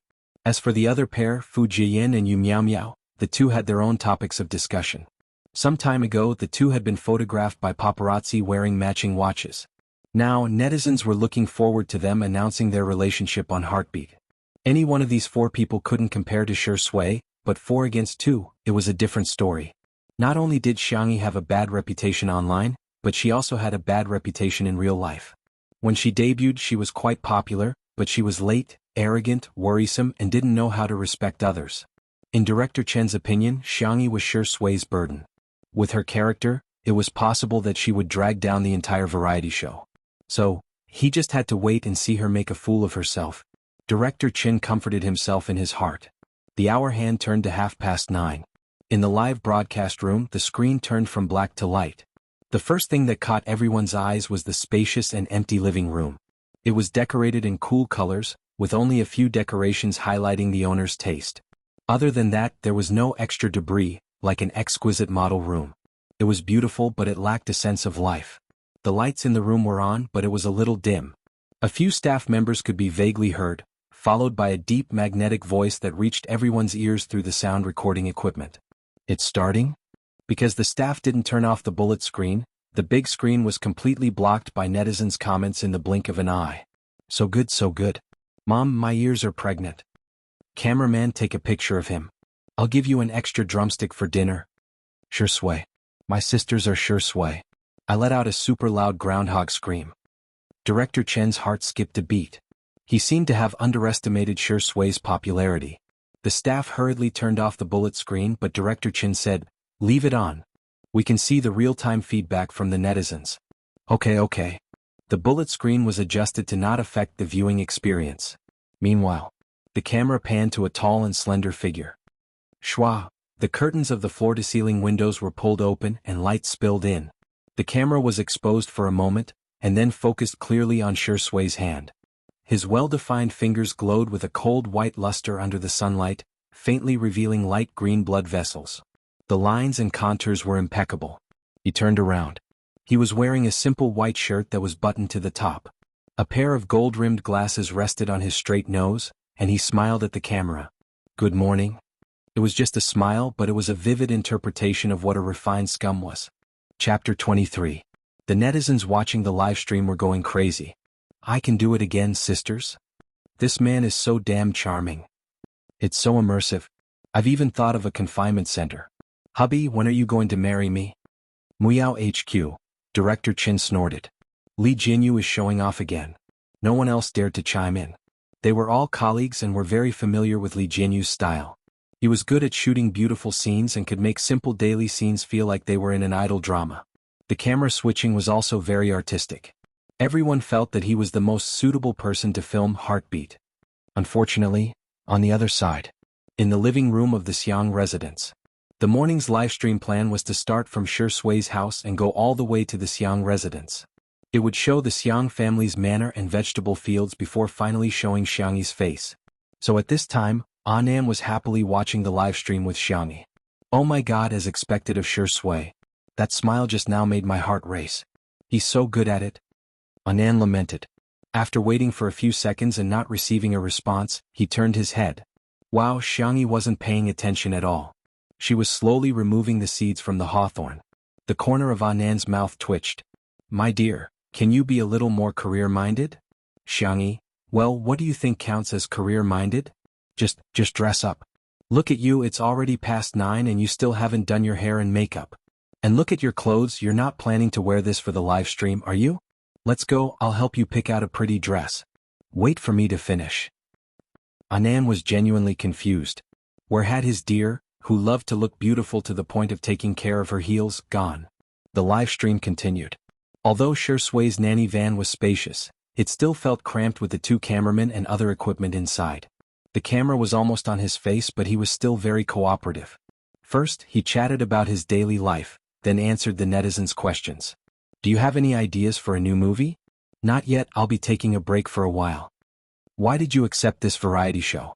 Well, it's because the concept of this variety show just happens to match my thoughts. Daily life. Shui paused and raised her eyebrows.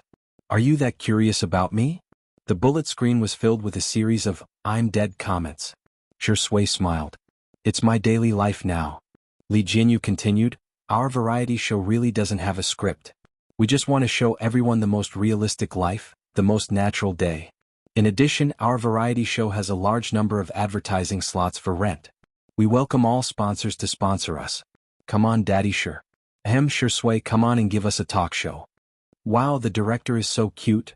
Director Li is as humorous as ever, I love him. Did I hear that right? Did Liangdi just call him Dad? Ah. Sure Sway looked helpless, but she still compromised gently. 2 people in 1 room, 3 meals a day for seasons a day. That's what I've always wanted. Your advertisement is my honor. Please contact the production team. Thank you. Muyao headquarters. Director Chen asked, have you found anything? What kind of sponsorship do they have now?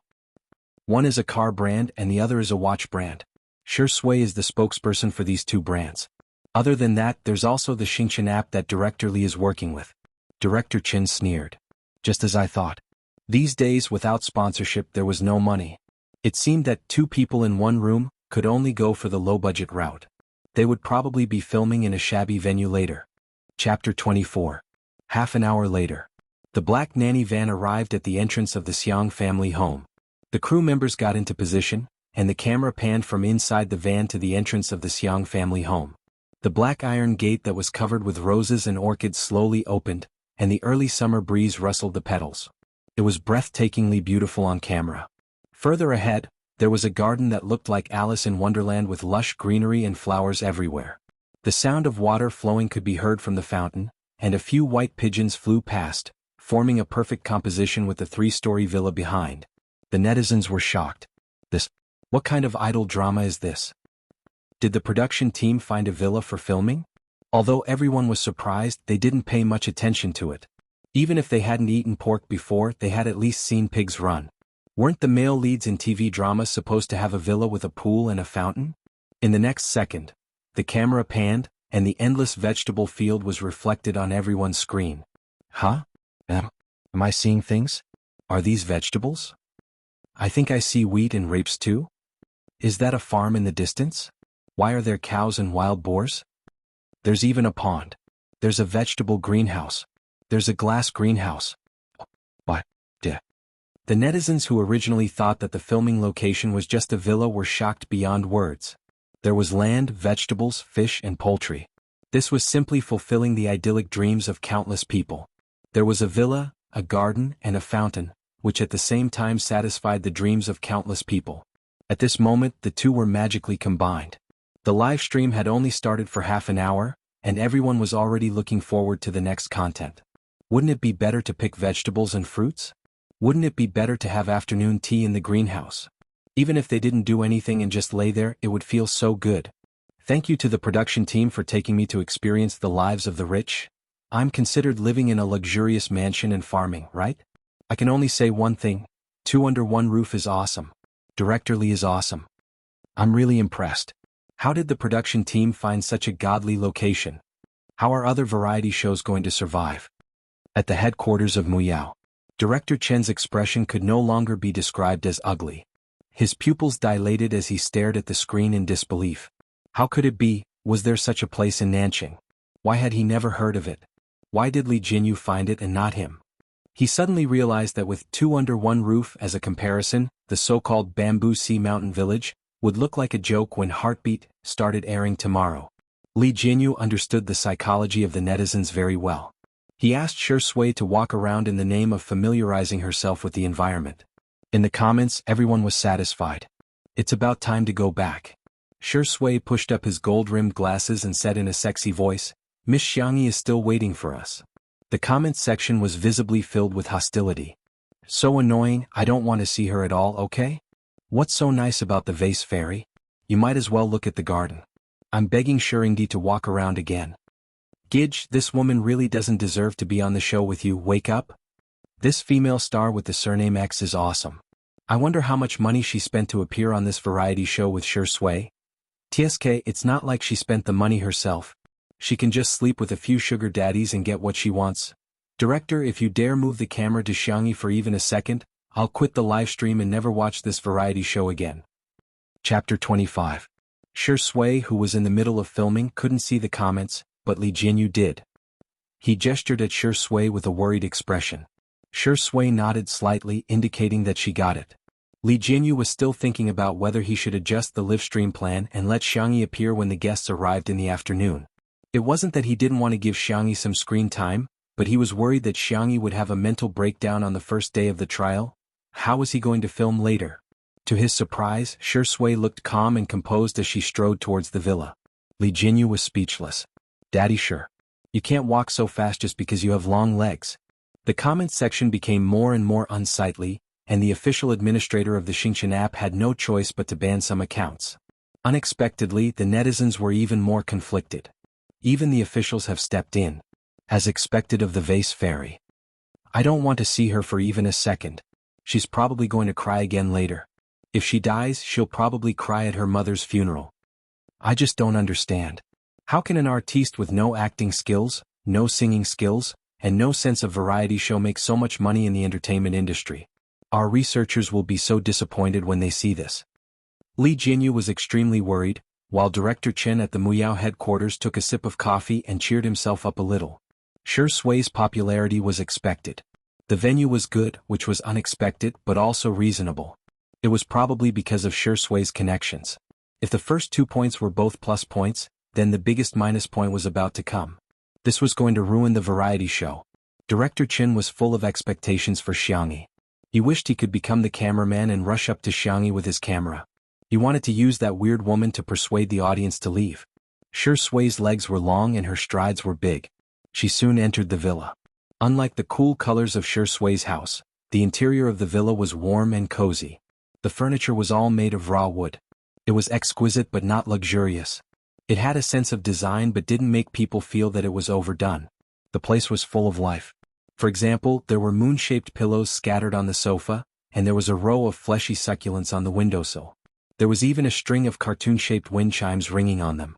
A place that was warm, full of life, soft, and could be called home. However, there was no sign of Xianxia. Shi Sui looked at Anan, who was standing by the staircase. The camera followed him. Anan scratched his head of multicolored hair and said, "Wait a moment, I'll be right there." The comments became even more dissatisfied. The vase fairy knows that she can only rely on her looks to make a living, so she's frantically changing her makeup and hair. Are you kidding me? Shurindi was a senior. How could he let a senior and the staff wait for him? The most confusing behavior of the year. You don't have the life of a princess but you still have princess syndrome? He wanted to ask the vase fairy if she wanted to act like a big shot. How many keys? Amidst the scolding, a clear and gentle female voice sounded from the direction of the kitchen. You're here? Wash your hands, dinner is ready. The netizens in front of the screen? I heard that the comments are back. Babies, I miss you so much. Let me see your little paws, okay, good night. Chapter 26. Not only were the netizens dumbfounded, but the staff were also dumbfounded. Li Jinyu was the first to react. He gestured to the cameraman and asked him to move the camera to Xianxi's side. In the kitchen, the slender and petite girl was holding a bowl in one hand and a wooden spoon in the other. She was wearing a simple white short-sleeved shirt and blue wide-legged jeans. Her top was slightly short, revealing the milky white skin at her waist. Her hair was tied into a neat bun with 2 daisy hairpins, making her look a bit playful and cute. However, her temperament was calm and composed, giving people a comfortable sense of gentleness. The comments immediately changed. Ah, pretty girl, I can do it.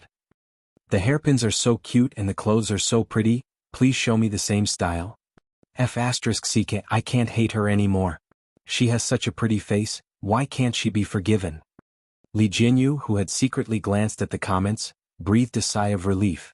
He had to admit that Xianxi's looks were really good, and most people were more tolerant of good-looking people. Seeing that they weren't moving, Xianxia asked in confusion, "Aren't you going to eat? The taste of my cooking should be okay." After everyone relaxed, they finally noticed the rich aroma coming from the kitchen. Gulp. Some people began to swallow their saliva. For the sake of the live broadcast, most of the staff had only eaten a few bites of their breakfast. They didn't notice it when they were working in a tense state, but at this time the aroma had aroused their cravings. "What did you cook that smells so good?" Shi Sui asked. He had a strong aura and instantly brought back the pace of the filming. Everyone seemed to have woken up from a dream and swarmed into the kitchen. The kitchen was neatly arranged and the utensils were exquisite, completely subverting everyone's impression of Chinese kitchens. On the 3 stoves in the kitchen, there were casseroles slowly simmering over an open fire, with steam rising from them. Seafood casserole porridge, wanna try? Xianxia lifted the lid of the casserole pot, and the aroma several times stronger than before invaded everyone's nostrils. After the steam dissipated, the cameraman stepped forward and used the high-definition camera to broadcast the scene to countless netizens in real time. The rice was cooked until it was soft and sticky, white and translucent. It was decorated with mushrooms, dried scallops, crab meat, shrimp, peas and corn kernels. The fire was still on and the pot of porridge was bubbling. Through the screen, one could almost smell the fragrance of the rice. F***CK. Is the Vase Fairy's cooking skills that good? She's here. She's here to hype up her food persona again. One look and you can tell it's made by a chef. How could a celebrity know how to cook? To be honest, I'm really hungry. Sob, this porridge is too appetizing. Xianxia scooped a bowl and naturally handed it to a certain direction first. Someone immediately mocked her on the bullet screen. You want to create hype with Xianxia again? Why don't you take a look at your own status before creating hype? The next second, the camera captured the entire scene. Xianxia handed the porridge to her manager, Anan. Netizens, what's going on? Shouldn't the first bowl of porridge be for Brother Shui? In the next second, Xianxia filled the second and third bowls of porridge and handed them to Jianghu and the cameraman behind the camera. Netizens, what the hell? You're not giving the second and third bowls of porridge to Brother Shui? You woman, you've successfully attracted our attention. The next second, the young actor in a white shirt, ascetic and refined, personally filled a bowl of porridge for himself. Without changing his expression, he said to the camera, "It smells pretty good. You guys can't eat it, so I'll try it for you." Netizens? Chapter 27. All along, Shui had always given people the impression that he was low-key, reserved, and had the charisma of a movie king. Apart from showing up when the movie was released, he was basically invisible at all times. Even the most impressive paparazzi couldn't dig up any information about him. At this moment, the man who was standing in front of the camera and eating porridge leisurely was standing in front of the camera. The green porcelain bowl accentuated his well-defined knuckles, and his every movement was natural and elegant. His pale lips parted slightly as he tasted the porridge. His eyebrows relaxed and his thin lips curled up slightly.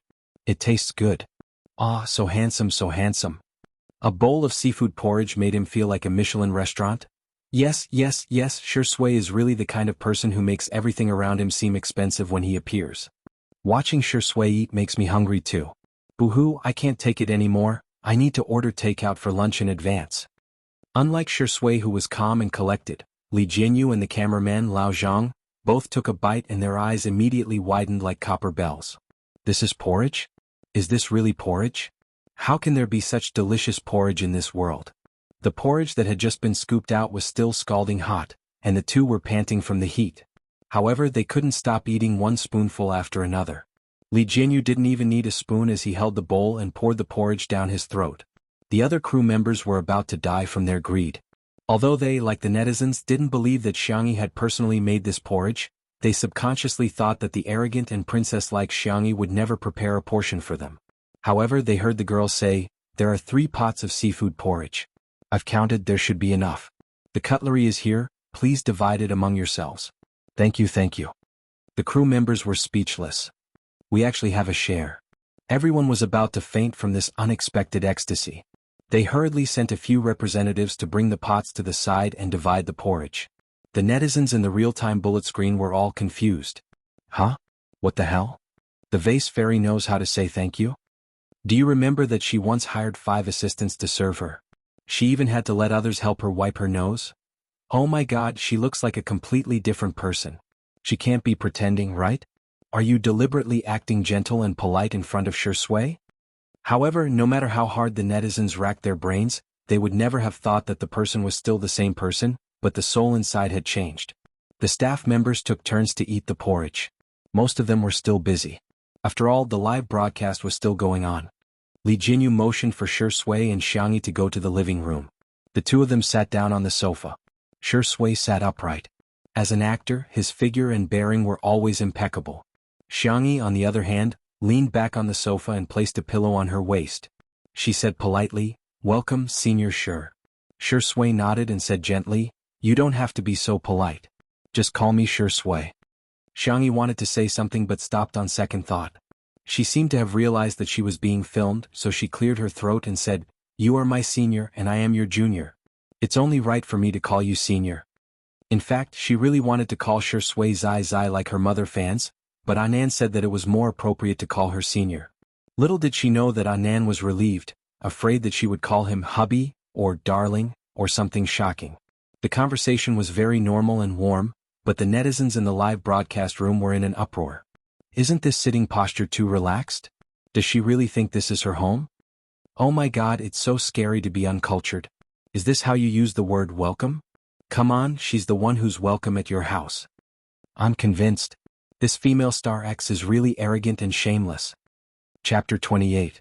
I used to think that she was brainless, but now I think she doesn't have any brains at all. If it weren't for Shui and Director Lee, would she have come to film this show? Would she be able to live in such a nice house? I beg her to turn off her mic. She can be a pretty face, but as soon as she opens her mouth, all her good impressions are gone. Anan had already consciously avoided the camera and was secretly scrolling through the comments in a small corner. First, he posted dozens of comments praising Xianxia, then realized that many people were scolding Xianxia. He was so angry that he began to report them one by one. He roared in the comments, "This is Xianxia's home to begin with." However, this comment was like a small drop of water flowing into the tide of tens of thousands of comments. In the blink of an eye, it was drowned out. After exchanging a few pleasantries, Xianxia asked, "Senior, do you want some tea?" "Yes." The girl took out the tea set, boiled the water, washed the tea and brewed it. The spring tea from the preaching Ming dynasty was like jade dew in a delicate and transparent glass cup. Her soft and fair fingertips moved skillfully and elegantly. Just this set of actions alone was pleasing to the eye. Then he realized that the comments that had been silent just now were now in a formation. So what if she said something wrong? Of course she chose to forgive her. Anan was speechless. Fine, looks like I'm not the only one in this world. After Xianxia brewed the tea, Shui didn't even have time to take a sip when she heard Li Jinyu say, "Ah, the guests have arrived early. Do you want to go and receive them?" Guests? Xianxia remembered that Anan had mentioned to her that the flying guests invited on the first day of the pilot, the artists who only filmed one episode of the variety show, were a father and son pair, the famous director Yan Zhenhua and his youngest son Yan Nai. Yan Zhenhua had helped Shui a lot, and Shui often made guest appearances in his movies for free. The two of them could be said to have met a talent scout, which was also a good story in the film industry. Shui got up. "I'll go." Xianxia recalled the information she found yesterday and took a small basket. "I heard that Director Yan likes to eat cherries. I'll go pick some for you." In fact, compared to Shui's fans, there was someone who didn't want Xianxia to appear on screen more than Xianxia herself. She had passed through countless worlds and reached the pinnacle of starlight, but she had also been stepped on in the dirtiest mud. She had long since become indifferent to other people's likes and dislikes. At the end of the mission, she could have chosen to go to a higher plane, or stay in any world she was about to cross. But Xianxia chose to come back. To her, the only thing that mattered was her family. She was about to leave when Shui stopped her. "Miss Xianxia, the manor is so big. Can we add each other on WeChat for convenience?" Shui had a pair of peach blossom eyes. When he looked at people with a faint smile, it always gave people the illusion that he was very affectionate. The netizens in the live stream. "Ah, no. I do not agree. Brother, you are not allowed to add her." Xianxia said indifferently, "I don't use my phone much. If you want to talk to me, just give me a shout." The netizens in the stream? What the F***? CK. IF** King sat up straight in bed. Is the vase fairy crazy? I don't know if the vase fairy is crazy or not, but this Shui fan is going crazy. She actually rejected Xianxia? Good night. Recommendation votes full 1000 plus chapters. Chapter 29. In the live stream, the netizens' question marks lined up one after another. Especially the fans, they suddenly realized that compared to Xianxia sucking up to Shui, what they didn't want to see was Xianxia ignoring Shui. This was simply a slap to Xianxia's face, and also indirectly a slap to their faces. Li Jinyu didn't know whether to laugh or cry, and tried to smooth things over. "Oh, Xianxia, the manor is so big you might not be able to hear me. There's this." Xianxia rummaged through the rattan basket at the door. The staff at the scene and the livestream audience watched as she took out a loudspeaker. It was the kind of loudspeaker that had been set up by roadside stalls to broadcast Jiangnan leather factory closed down. Staff? Livestream audience? Silence, a strange silence. The crowd really couldn't associate this thing with the elegant and refined Xianxia. To everyone's surprise, Shui showed interest in the loudspeaker and even asked Xianxia how to use it. Li Jinyu looked at this harmonious teaching scene, his expression a little absent-minded.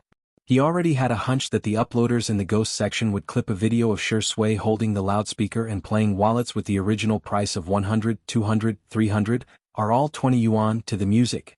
Xianxia only had to repeat it once and Shui had already learned it. Xianxia was very satisfied with her Zai's learning ability. She cut a small daisy and gave it to him. Excellent. Shui twirled the stem and lowered his slightly curved peach blossom eyes. Is this a little red flower? Xianxia tilted her head and thought for a moment. Of course she had to pamper her white moonlight. Thus she promised, collect 5 flowers and you can order dishes. Shui's eyes lit up. This scene was filmed by Li Jinyu himself, and the lighting engineer had also softened the light. The final image was warm and beautiful with its own idle drama filter. The viewers in the live stream were satisfied but the fans went crazy. I told you this woman was a scheming B*TC. The trap is too deep. Wah, our Shui is too innocent, don't be fooled by this bad woman's little flower. The vase fairy is too good. First he cooked and pretended to be gentle. Then he played hard to get and refused to add her on WeChat. Then he offered flowers in exchange for vegetables. Who could resist that? Meow TV. Director Chen's eyes were dark and gloomy. He lowered his head and quickly wrote something on the sticky note. Shui walked to the gate just as the cars of the 2 guests arrived. Jianghu had a square face. When he wasn't smiling he looked serious and fierce, but when he smiled he looked a little silly. Now that he was middle-aged his figure was inevitably a little out of shape. He had skewers in one hand and a beer belly in the other. Xianxia, who was beside him, had a thin build. His facial features were good-looking but his cheeks were a little round and chubby. Dressed in a sporty and casual style, he gave off a youthful vibe. Director Yen, long time no see. Shui took the initiative to greet him. Jianghu smiled brightly and patted him on the shoulder. After exchanging a few pleasantries, he had Xianxia greet him. Xianxia hadn't officially debuted yet, so he looked a little shy in front of the camera.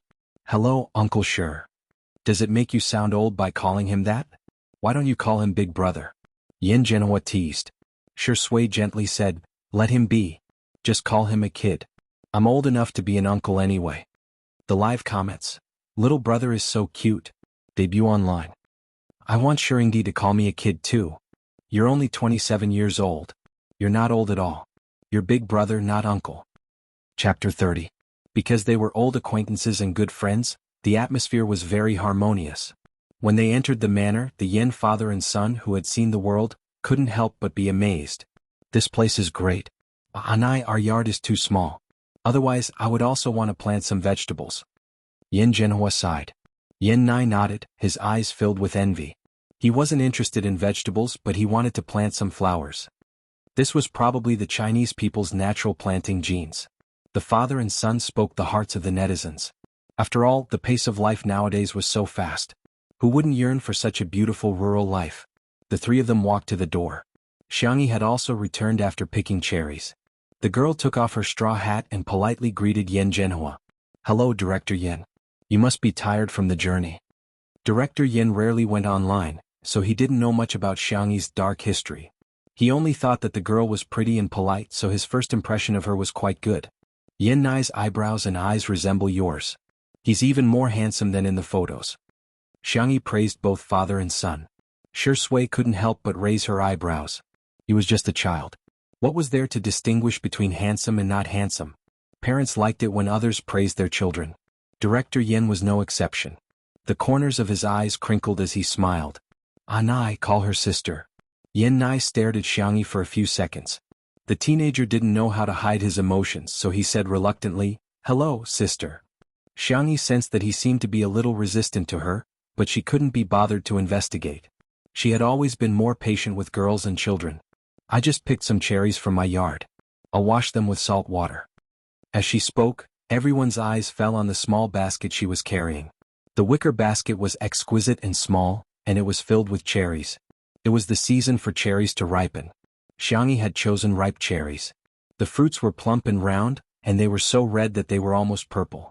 Just looking at them made people salivate. Xiangyi's movements were nimble and she quickly washed it and brought it over. Director Yen loved cherries. He picked one up and stuffed it into his mouth. It tasted juicy and fleshy and the sweetness was amazing. He exclaimed, "Cherries grown in our own fields are so sweet." Yen Nai was indecisive. Thinking of the messages on WeChat, he was conflicted about whether or not he should eat the cherries this woman washed. The bullet screen was still lively. As a cherry lover, I'm so envious. We don't produce cherries here, so we can only buy them from other places.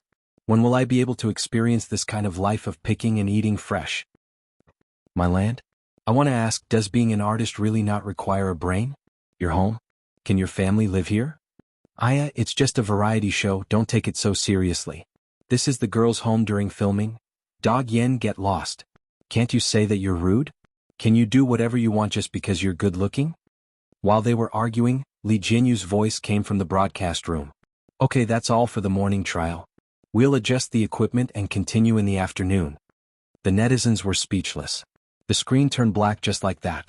Countless people still wanted more, so they flocked to the official account of Two Under One Roof to urge him to update. Meow TV.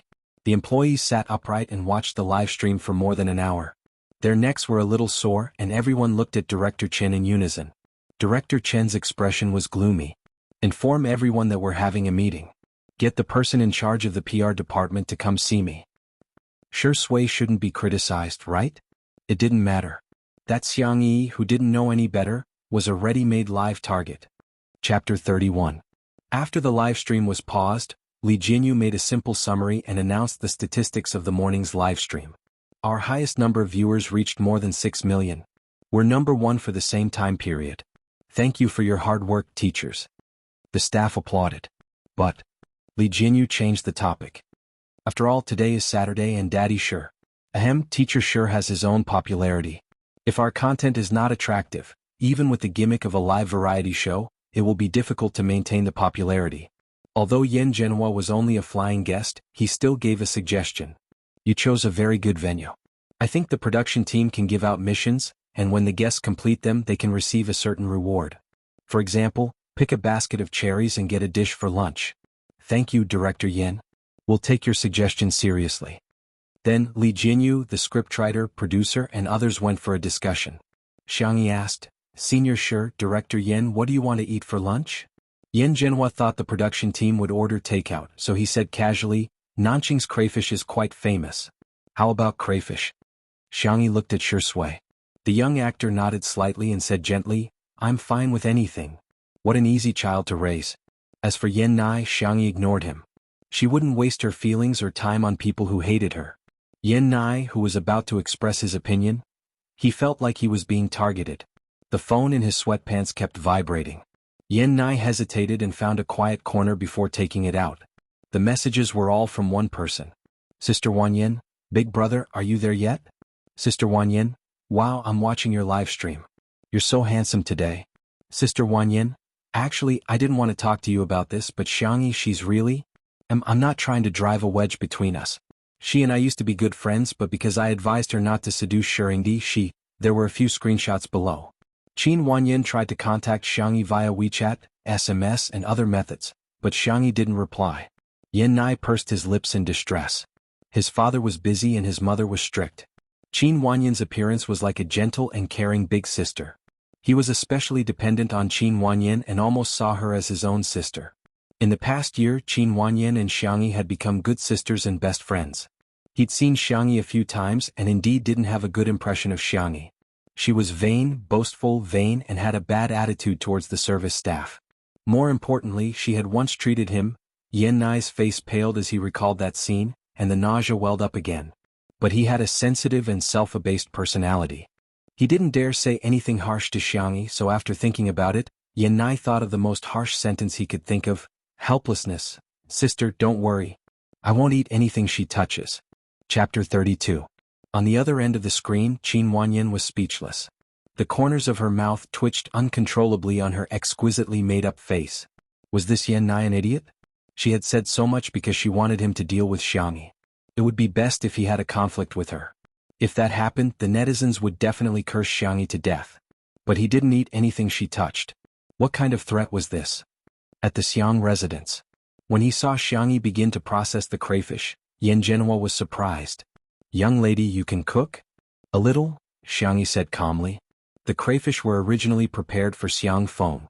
They were soaked in clear water in advance and added salt and a suitable amount of white vinegar. At this time they were almost done spitting out sand. Xianxia used a small brush to scrub the shell and pincers one by one. She cut off the cheeks and heads and removed the veins. Everything was handled so neatly that even people with obsessive-compulsive disorder and mysophobia couldn't find fault with it. Yan Zhenhua looked at her skillful movements and knew that her cooking wouldn't be bad. He praised, "Not bad, young lady. There aren't many young people who can cook these days." Yan Nai secretly clenched his fists. Although he loved crayfish, he would never eat Xiangxi's cooking. Not even a bite. Xiangxi's movements were meticulous and neat. It didn't take long for her to process all the crayfish. She asked, "Director Yan, Senior Sure, can you eat spicy food?" Yan Zhenhua rubbed his stomach and looked at Xiangxia with a much kinder gaze. "Aranai and I can eat spicy food. Sure Sui can't. At most she can only eat slightly spicy food."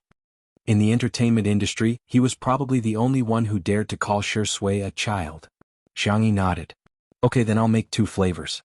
One is spicy and the other is minced garlic. I'll cook some noodles. Shall we eat noodles later?" Okay. This is good." The soup of the crayfish was the soul. It was perfect for noodles. After Li Jianyu and the others finished their discussion, they realized that Xiangxia had already processed the ingredients. The cameraman Old Zhang smacked his lips.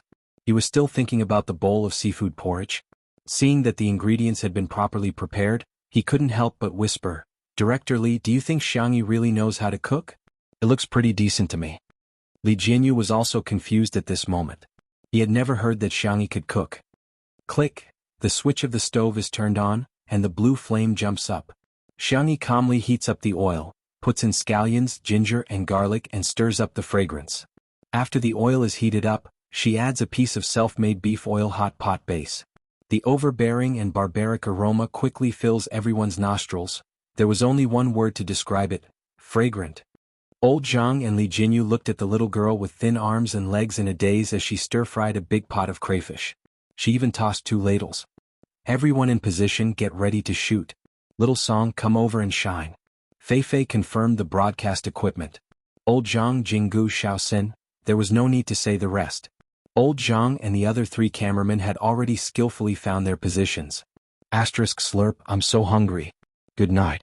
Chapter 33. The 3 cameras were filming from different angles. The netizens who were desperately urging the official Weibo account to update suddenly received a notification from the Xianxia app.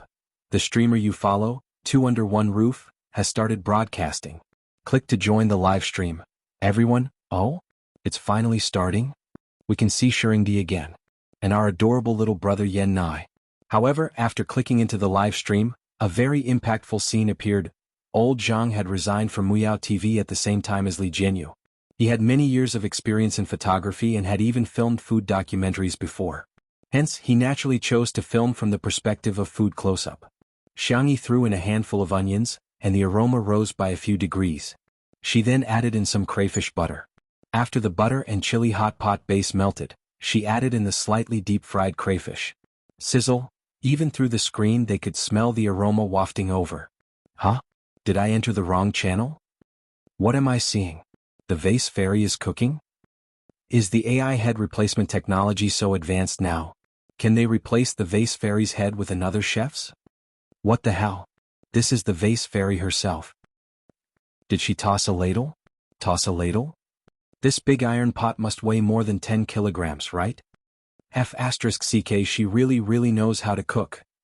Ah, the crayfish are turning red. I'm swallowing my saliva like crazy. Xiangxia turned on the fire, and the crayfish were quickly fried until their tails curled up and they turned red. She added water, sprinkled a handful of green pepper and dried red pepper, and covered the pot with a lid to simmer. She turned on another stove. Seeing that she was silent, Li Jianyu hurriedly cued her. What are you going to do next? Garlic crayfish, Xiangxia answered calmly as if she didn't care about the camera. She glanced at the crayfish and then looked away. Li Jianyu's heart skipped a beat. If she didn't say anything, would the rate of abandonment soar? Little did he know that the number of viewers in the live stream was increasing rapidly. The netizens who slept in the morning or those who were on break didn't get to watch the live stream for the first time. It was lunchtime and it was also the weekend, which happened to be the time of peak traffic. Why would they watch a video while eating? Of course he had to look at the food. The girl on the screen was beautiful without makeup. Her skin was fair and her slender wrists looked weak. However, she could easily lift a big iron pot and operate 2 stoves at the same time. This alone was enough to attract attention.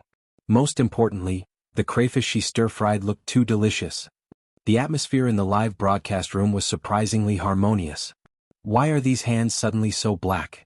Clever and virtuous, what kind of fairy is this? Slurp, my tears are falling from the corners of my mouth. Woo sister E, I want to go to your house to eat crayfish. I don't eat much, 1 basin is enough. At one point, the camera cut to the living room to broadcast the interaction between Shui and the Yen father and son. Although the comments were also very active, they were far less active than Xianxia's cooking. There were also a large number of netizens who strongly requested that the live broadcast be switched back to the kitchen. Li Jianyu? We seem to be a lifestyle variety show? How did it become a gourmet live stream? Forget it, gourmet food is also a part of life. He pointed the camera at Xianxia with a clear conscience. At this moment, the 2 pots of steaming hot crayfish were served one after another. Chapter 34. Xianxia didn't just pour the crayfish into the plate. Instead, she lowered her head and carefully arranged the dishes. Her fair and soft hands seemed to be performing a magic trick as she arranged the 2 large pots of crayfish into the shape of flower petals. She took out a transparent glass bottle and gently shook her wrist, embellishing it with white sesame seeds.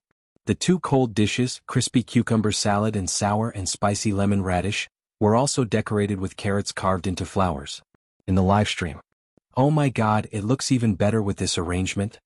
Amazing, it's so F***ing amazing. She instantly made it look like I can't afford it.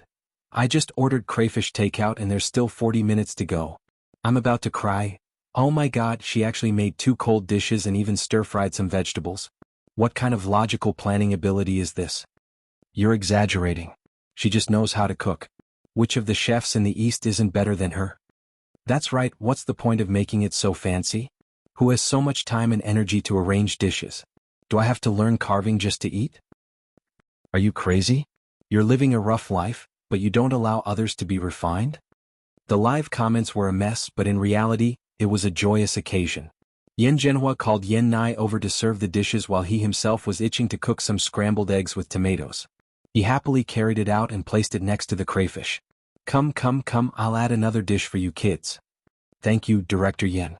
The location for the meal was in a pavilion in the garden, surrounded by a sea of flowers and birds flying past from time to time. It was so beautiful that it looked like a scene from an anime. Yen Zhenhua was craving the moment he smelled the aroma.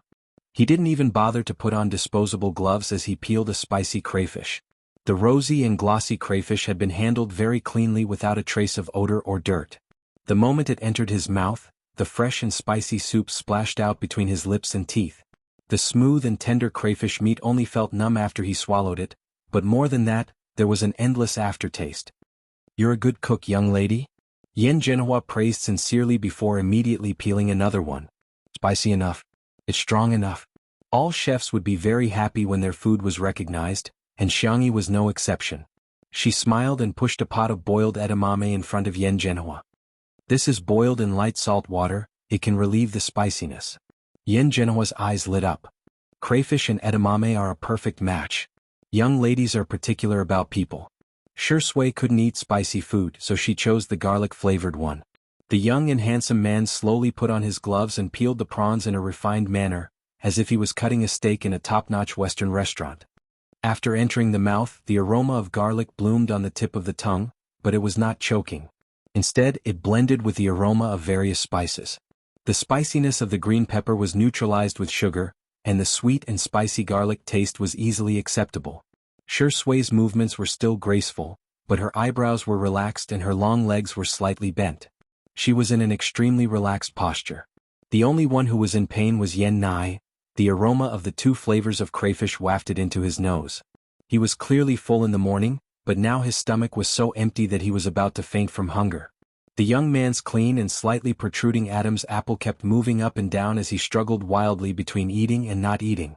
He looked at Xianxia with watery eyes. He didn't know if it was because of the smoke in the kitchen, but her appetite wasn't good. After eating 2 mouthfuls, she quietly peeled the crayfish. Her hands were nimble and in the blink of an eye she had peeled a small bowl full. Yen Nai's heart skipped a beat. If she peeled the crayfish for me personally, then I can't refuse her kindness, it would be impolite to refuse, and I'll do as she says. Chapter 35. Just one bite. The young man clenched his fists, nervous and expectant. Unexpectedly, Xianxia placed the bowl of peeled prawns in front of Yen Zhenhua and continued peeling the garlic prawns without a word. Yen Nai, so it wasn't for me. In her beautiful and clear eyes, a trace of disappointment flashed uncontrollably. The live comments were filled with sarcasm and ridicule. Hey, I thought highly of the vase fairy because of her cooking skills, but I didn't expect her to lick Director Yan's boots so easily. It's all about the dishes. Director Yan is a big shot in the film industry after all. She probably wants Director Yan to arrange a role for her, but she doesn't know how bad her acting skills are. She's still peeling? Is she going to give the next one to Shuringdi? This woman is so disgusting. Will she die if she doesn't please men? Forgive me for being blunt, but I don't think her cooking is that good. Director Yan and Shuringdi probably ate it out of respect. Didn't you see Yen Nai only eating tomato scrambled eggs? In the blink of an eye, Xianxia finished peeling the second bowl. The netizens who had been scolding her non-stop suddenly entered a strange gambling mode. I bet 50 cents that this bowl is definitely for Shui. No, I think this scheming woman should give it to Yen Nai. I'm dying of laughter. Your brother hasn't even debuted yet. What's the use of her being nice to him? She's definitely going to give it to Shuringdi. Some Shui fans might have forgotten that your idol was rejected even when she asked for WeChat. Picking sides at the slightest disagreement was an essential skill for the netizens of this era. Everyone stared at the bowl of prawns peeled by Xianxia on the screen. Who would give it to Shui? Or Yen Nai? The handsome and charming Ingdi? Or the shy and adorable little brother? Amidst everyone's anticipation, the girl calmly took off her gloves, picked up the prawns and left. Everyone? Li Jinyu called out to her. Xianxia, where are you going? Xianxia looked back at him innocently. I'm cooking noodles and giving Anan some crayfish to try. Everyone? What plot did I miss? Who is Anan? If I remember correctly, she's the vase fairy's manager? Sister Yi's manager is super cute. In the past, there were rumors that Sister Yi didn't treat him well. Are they really that close? Not far away, Anan, who was worried about his father, was stunned. After this memory loss, he was extremely worried that she would say or do something wrong. He had always felt that he had shamelessly freeloaded the previous few meals. It wasn't until a bowl full of garlic shrimp was stuffed into his hands that Anan realized in a daze, she had really changed. She's changed for the better. Inai, on the other hand, looked as if he had been struck by lightning. What? There were so many shrimps, but none of them were peeled for him? Chapter 36. Shui, who was next to him, raised her eyebrows slightly and slowed down her actions of peeling the crayfish. After adjusting the equipment in the afternoon, the live stream was divided into several rooms. The main live stream was similar to a normal variety show, with the camera constantly switching between each person. Each guest also had their own personal live stream with a cameraman filming the entire process. At present, Shui's personal live stream had the most viewers, followed by the show's main live stream, followed by Yen Nai, Yen Zhenhua, and finally Xianxia. The comments in Shui's live stream were quite lively. Raising an eyebrow is so cool. I'm reminded of Gij's paranoid pervert role in Rainy Night, again.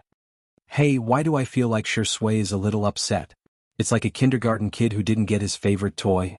I'm so pissed off. Xianxia is poisonous. She's peeling crayfish for her manager but not for us. Shui?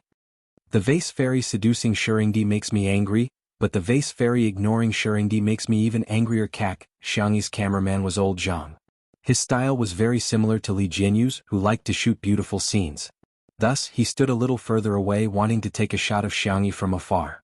Xianxia happened to not be very sensitive to the camera, so the main camera was still filming Shui and the others. Thus she chatted with Anan for a while. Is it good? Anan nodded like he was pounding garlic while stuffing crayfish into his mouth. The delicious food made him less vigilant, and he didn't notice old Zhang in the distance. I thought you were going to peel for Shui. Xianxia was puzzled. Why should I peel for him? Didn't you say to avoid suspicion? If there were no cameras, Xianxia would definitely peel for Shui. Shui's figure was naturally tall and straight, but in Xianxia's eyes he was too thin, as if the wind could blow him away. She felt like a grandmother looking at her grandson, wishing she could stuff all the delicious food in the house into his mouth. However, Anan said that she had too many haters. In order to avoid trouble, he advised her to keep a distance from Xianxia. To sum it up in one sentence, interact less, speak less, and it's best if you don't even look at each other. This way the anti-fans would not be able to use this as a pretext to make a fuss. Anan said vaguely, then why didn't you give it to Yen Nai? I've been looking at you for a long time. If he wants to eat, he can peel it himself. Besides, I don't think he likes crayfish. There was something else that Xianxia didn't say. Yen Nai didn't hate the food but her. Then why did you strip Director Yen? I read the information yesterday. Director Yen has an old illness. Casually peeling a bowl of prawns wasn't a difficult task for her. Moreover, Director Yen was an elder, and the Xiang family had a very good upbringing. The younger generation respected their elders from the bottom of their hearts. The conversation was weak, but it reached the live stream. For a moment, huh? So our sister E peeled crayfish for Director Yen because of his injury? This must be a script. I don't believe the vase fairy would be so kind. But if she's acting, then she's acting. As long as she looks good, it's fine. No, wait, does pretty sister want to be beautiful on her own? She actually said she wanted to avoid suspicion with Shurindi? Actually, I think the little sister's personality is very good. After peeling the crayfish, she didn't take credit in front of Director Yen or anything. It's just that kind of casual gentleness, but it's very comforting. Most of Xiangyi's live stream was focused on her face. They weren't as resistant to her as the haters. At this moment, everyone's impression of her had risen by a notch. Chapter 37. After feeding Anan, Xiangxia went into the kitchen to get busy. The noodles were handmade buckwheat noodles. Buckwheat was rich in protein, vitamins, and so on, and it wasn't easy to convert to fat in the body. After the buckwheat noodles were cooked, they were soaked in cold water for a while to make the noodles more chewy. At the same time, Xiangxia took out the sour plum soup she made in the morning from the fridge, put it in a transparent kettle and brought it out. In the pavilion, Yen Zhenhua ate until he was panting. The more he ate, the spicier it became, but the spicier it was, the more he wanted to eat. His throat was burning, but his hands refused to stop. Seeing the sour plum soup in Xiangyi's hands, Yen Zhenhua's eyes lit up. Little girl, you didn't make this yourself, did you? Xiangxia poured him a cup and sprinkled some osmanthus on it. Then she replied gently, yes, I cooked it with dark plum, hawthorn, tangerine peel, licorice and rock sugar. I just took it out of the fridge so it's a bit cold. Drink slowly. Yen Zhenhua couldn't wait to taste it. The iced sour plum soup was sweet and sour, and the fragrance of osmanthus seemed to linger between his lips and teeth. His throat, which had been smoking just now, felt much better after drinking a few mouthfuls. At this time, Xiangxia used the serving chopsticks to mix the buckwheat noodles into the crayfish soup. According to the order, she first filled a bowl for Yen Zhenhua, then filled a bowl for Xianxia, which wasn't spicy. Yen Nai ate scrambled eggs with tomatoes for a long time. It was bad enough that his mouth was tasteless, but it wasn't enough to satisfy his hunger. Boys his age were at the age when they could eat, so after eating half a plate of scrambled eggs with tomatoes, he still felt hungry. He eagerly waited for Xiangxia to fill a bowl with noodles for him and then enthusiastically persuade him. Then he would reluctantly eat a bowl. Just one bowl. This was just an acknowledgement of her cooking skills. It definitely didn't mean that he forgave her.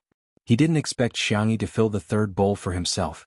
Then she put down the serving chopsticks and glanced at Yen Nai indifferently. This is buckwheat noodles. I don't know if you can get used to it, but you can try it yourself. Her attitude wasn't actually cold, but Yen Nai inexplicably cowered. I'm not hungry. Xiangxia lowered her head to eat. Weak, helpless, and pitiful Yen Nai.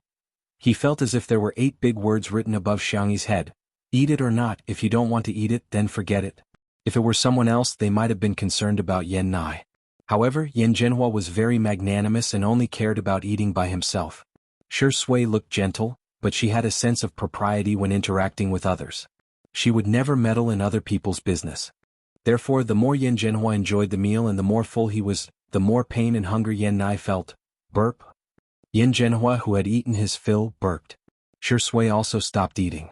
Xiangxia silently begins to clean up the table. Yen Zhenhua is a little embarrassed. Nai, help your sister clean up.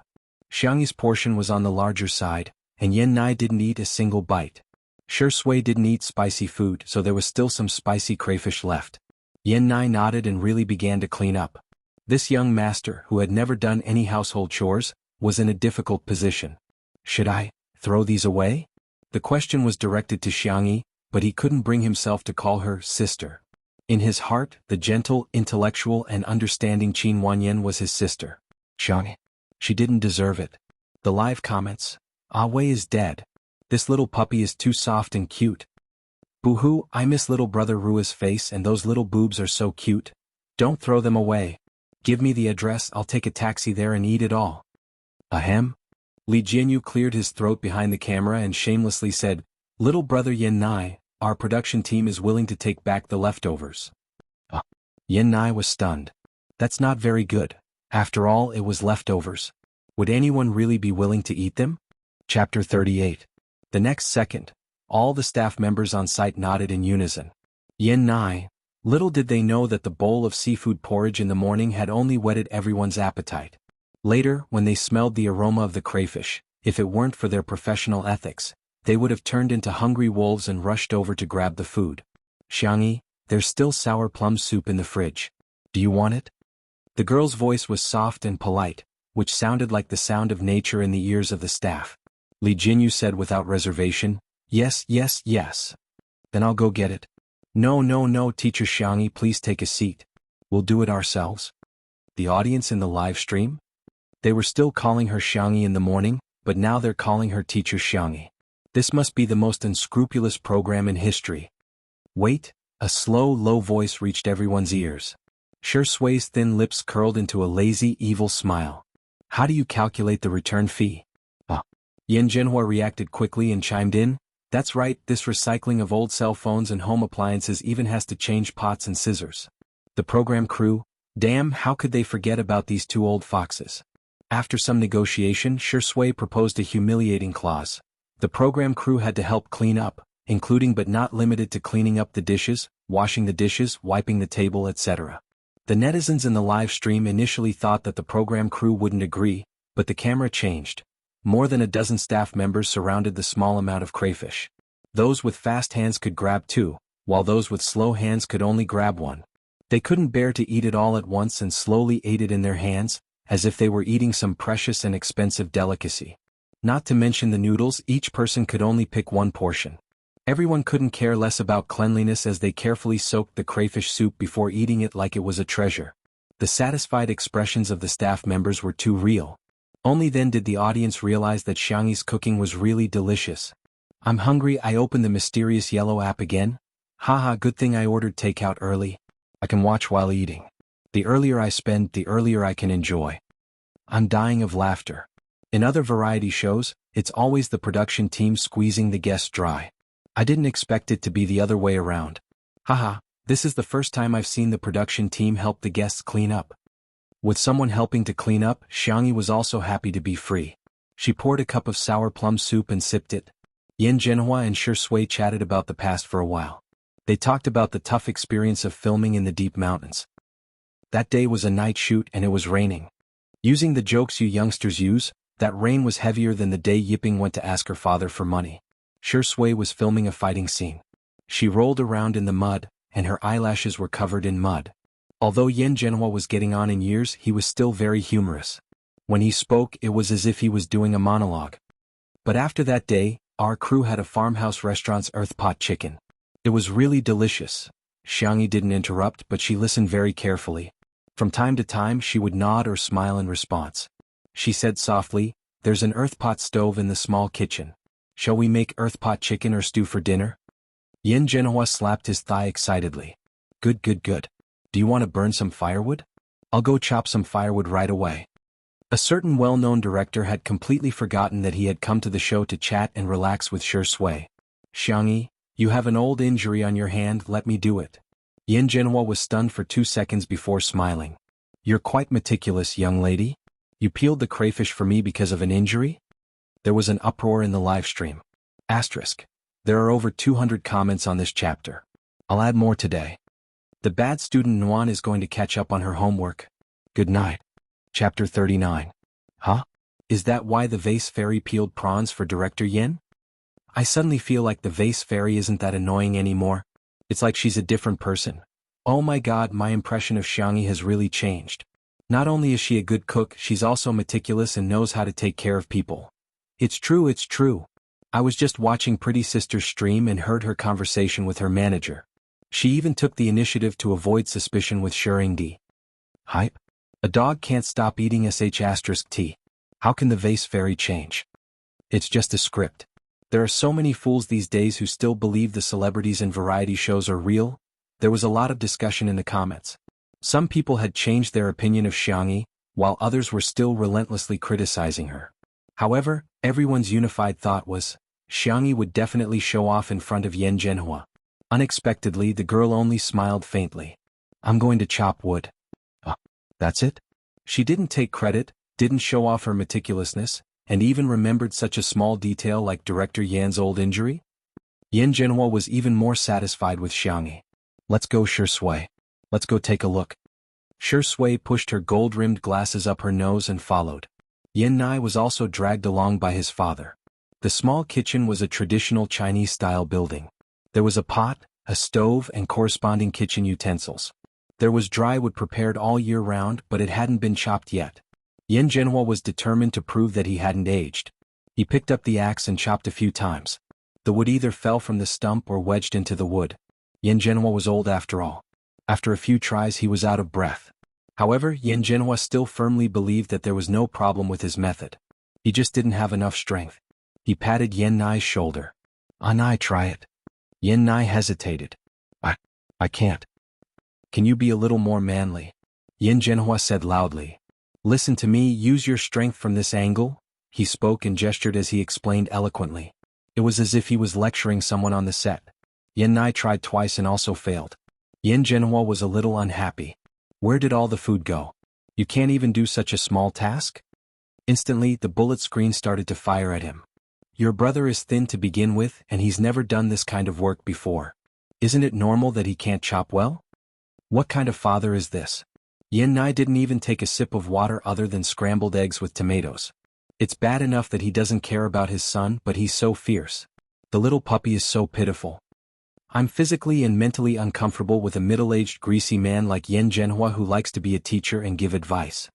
I'm reminded of my silly menopausal leader again. Isn't this the current situation of traditional parents in our country?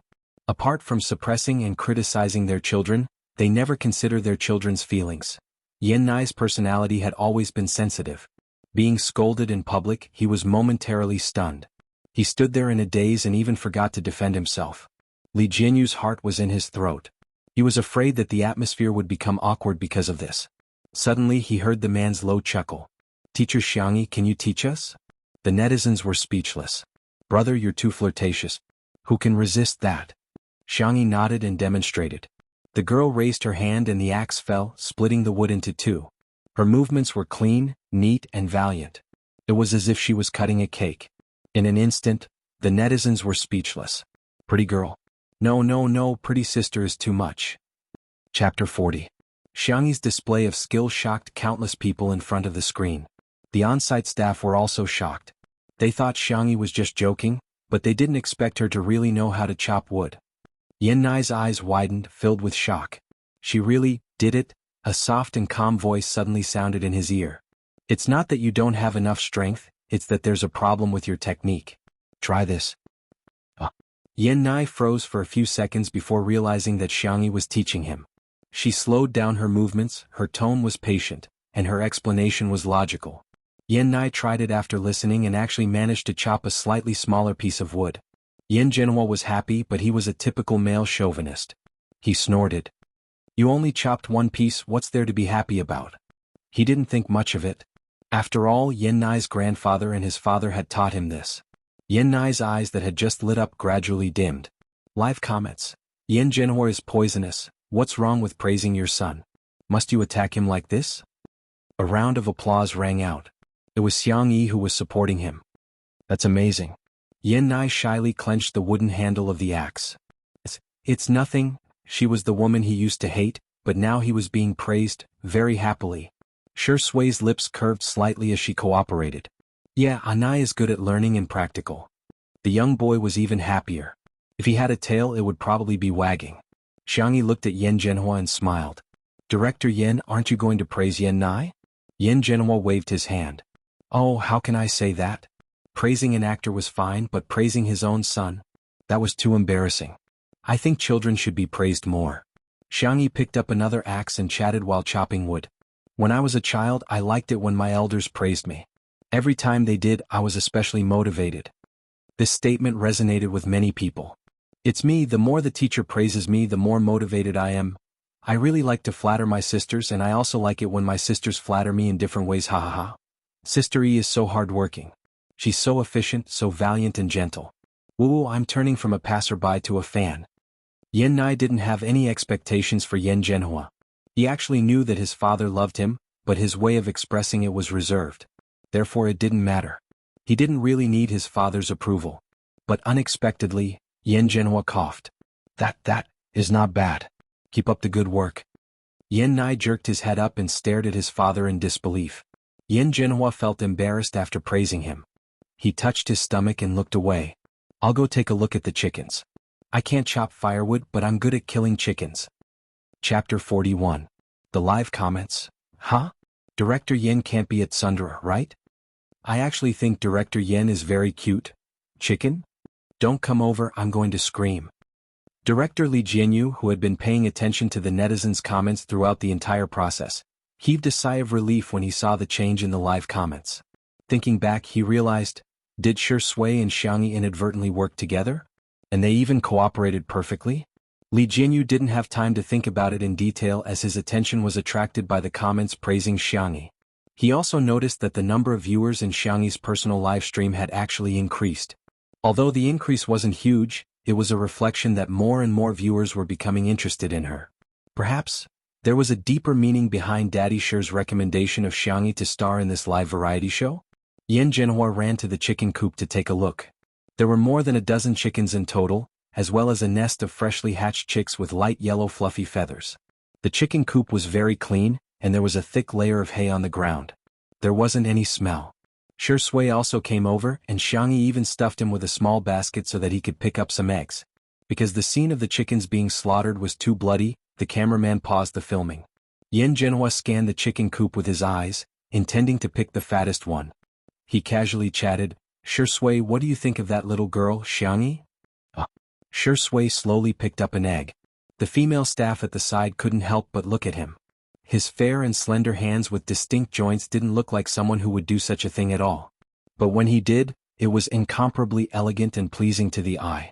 Yan Zhenhua smiled and said, if you ask me, this little girl is pretty and has a good temper. She's a good match for our Anai. Shi Sui paused in his actions of picking up the eggs and continued unhurriedly, Director Yen, Anai is still a child. Yan Nai was only 17 years old this year and was underage. I just asked around, the little girl is 3 years older than our Anai. As the old saying goes, a woman 3 years older than her husband would carry a golden brick. Look at this, when fate comes it can't be stopped. This is simply a match made in heaven, a match bestowed by heaven. The more Yan Zhenhua thought about it, the more convinced he was. He slapped his thigh and said, if this is really done, I will give you a big red packet. In the future, the little girl won't call you senior anymore. She'll call you uncle like Anai. We'll be a loving family. Shi Sui had always been gentle and courteous, but for some reason she was silent today. Unfortunately, Yan Zhenhua, a straight man, was already immersed in the image of Xianxia and Yan Nai's baby surrounding him and calling him grandpa. On the other side, halfway through the scene of chopping firewood, there was a signal problem, and the live broadcast had to be temporarily suspended. Xianxia, on the other hand, didn't stay idle. She found a food container and prepared to pick some fruit for Xiang Feng to send to the driver. Yan Nai didn't know where his courage came from, but he stopped her. Xianxia? Stop, I have something to say to you. Xianxia turned back, her eyes indifferent.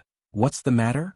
Meeting her clear eyes, Yan Nai suddenly stuttered, if there's nothing else, I'm leaving. Yan Nai was anxious and blurted out, why are you ignoring Sister Wanyan? She's clearly doing this for your own good, why don't you understand her at all?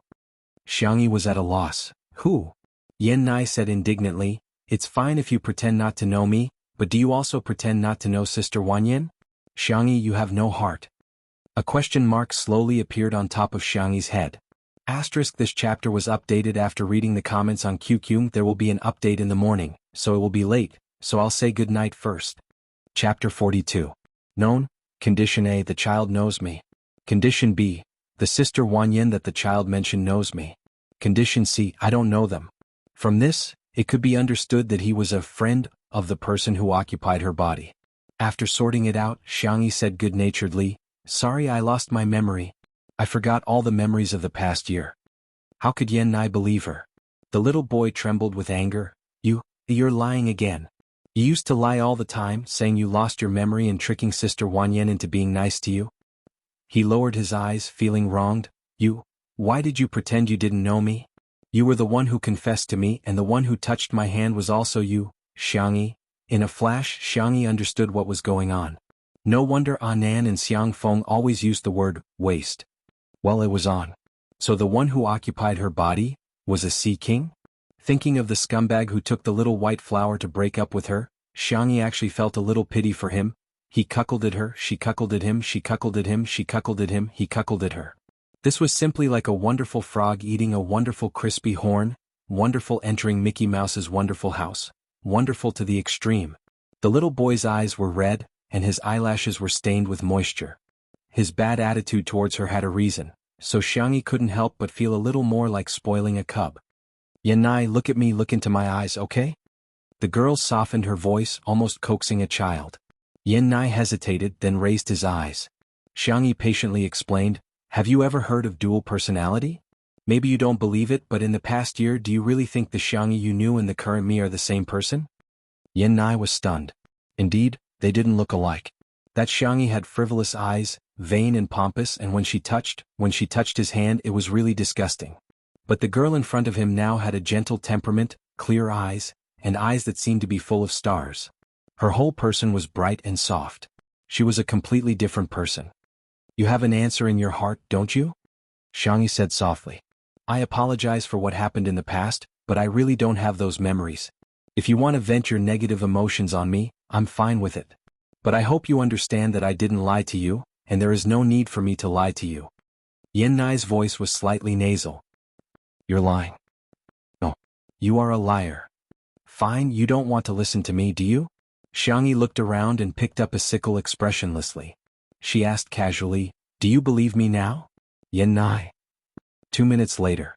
The young boy accepted the fact that Xianxia had lost her memory. He obediently held the food container and followed behind Xianxia like a little tail. If one ignored the scythe in Xianxia's hand, the scene would have been perfect. There was a ladder near the fruit trees. Xianxia lightly and nimbly climbed up a loquat tree. The fruit on the tree wasn't easy to pick, so she hooked it with the scythe and easily reached it. Yan Nai weakly picked up the scattered fruit that had fallen to the ground. Yan Nai was so nervous that he accidentally dropped the food container that was filled with loquats. Suddenly, a word echoed in Yan Nai's mind, "Danger." The next second, the girl suddenly patted his cheeks twice. Her voice was gentle but rather threatening. The wind blew a strand of her hair and stuck it to his brow bone. She was very close. "I only like obedient children. If you deliberately cause trouble, you'll get beaten up." Whoosh, Yan Nai's ears turned red.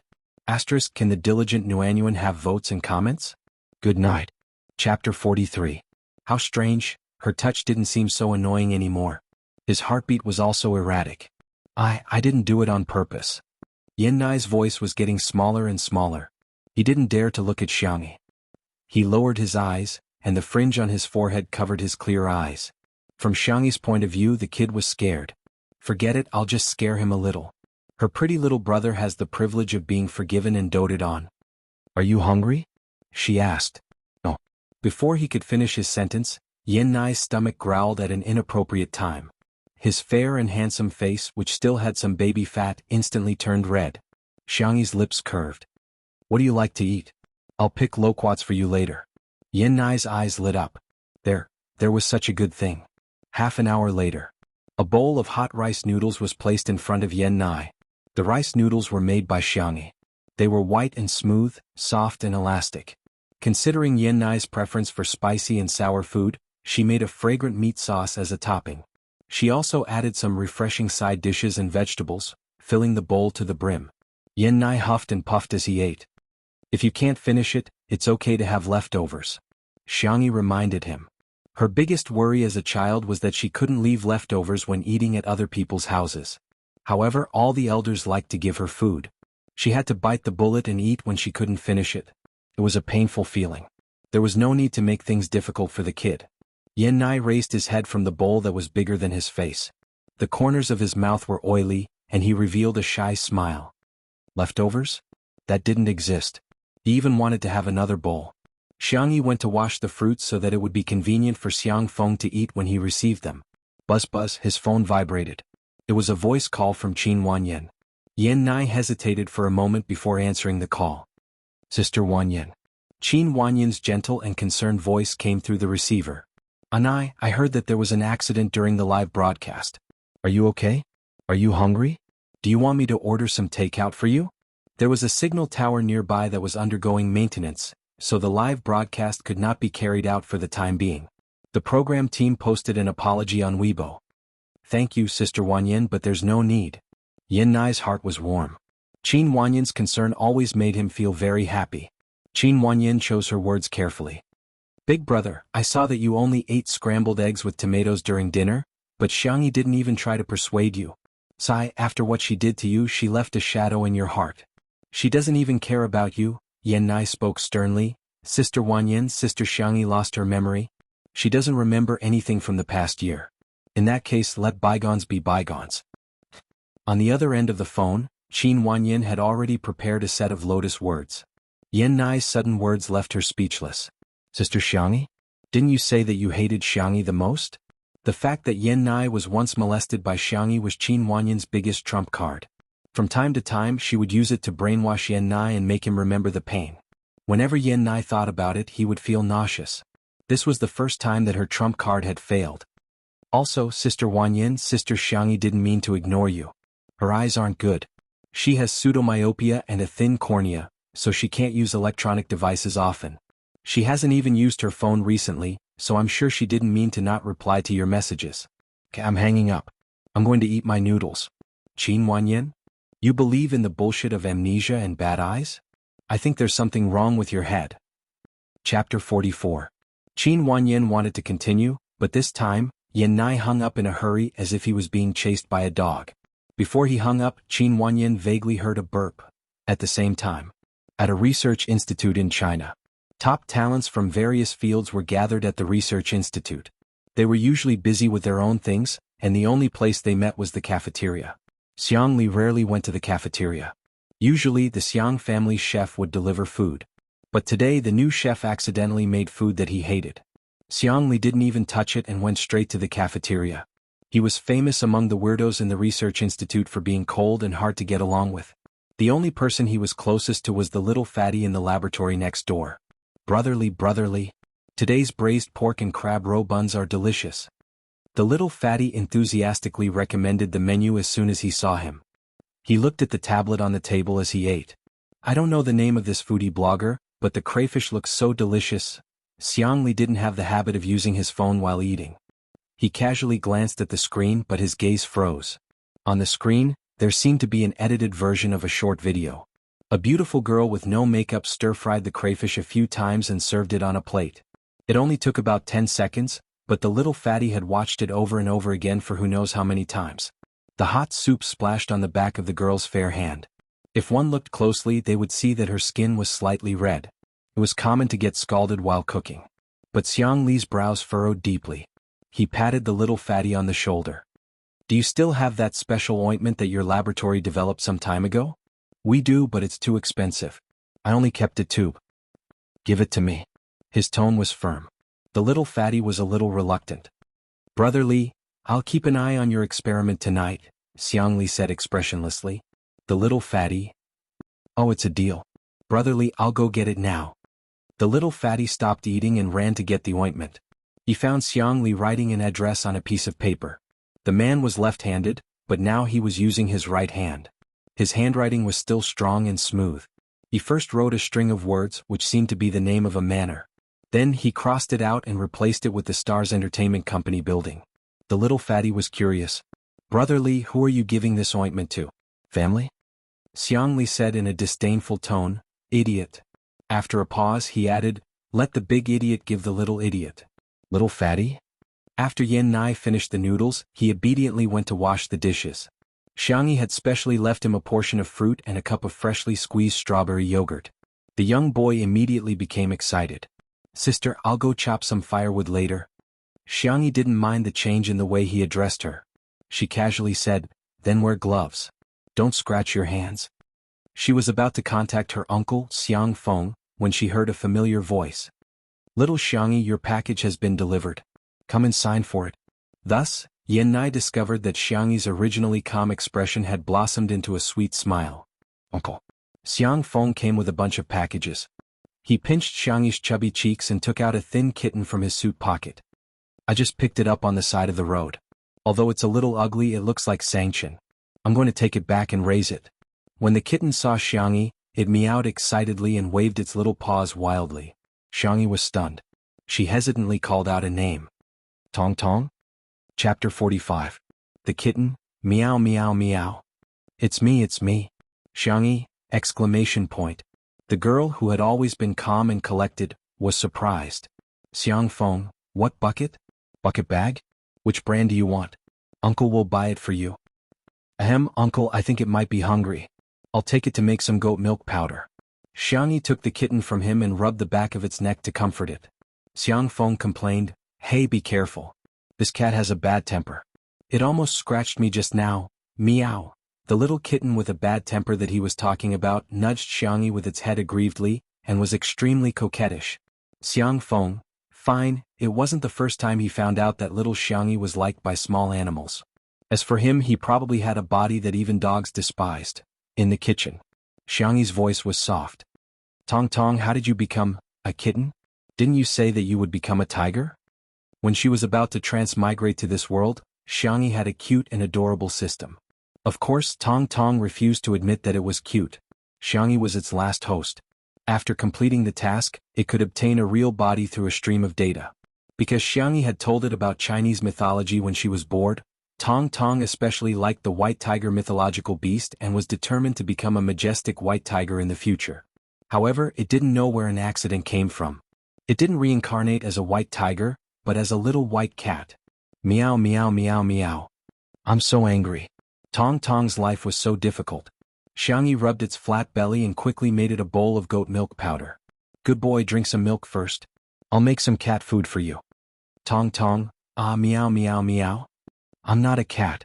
Xiangxia held back her laughter and coaxed softly. Okay, we're not little meow, we're Xiao Naofu. I'll make you Xiao Naofu's food. Tong Tong, humph. That was more like it. It was not in vain for it to be reincarnated into this woman's world. Xiangxia boiled the chicken breast, egg yolk, and carrots. She cut them into small pieces and put them in a clean bowl. All of them were really starving. They buried their heads in the food and were even indifferent when Xiangxia rubbed them. When Shui entered the kitchen with a basket of eggs, he saw the girl stroking the cat until her eyebrows curved. Senior Shui, Xiangxia greeted him politely. Thank you for your hard work. Shui asked gently, do you put the eggs in the fridge? Yes, the refrigeration section. Shui put down the eggs and found that Xiangxi's eyes were full of the kitten. She didn't even look at him. He licked his teeth with the tip of his tongue, suddenly feeling displeased. Is this the cat that Xiang Feng picked up? Xiang Feng had mentioned it to him when he passed by the living room earlier.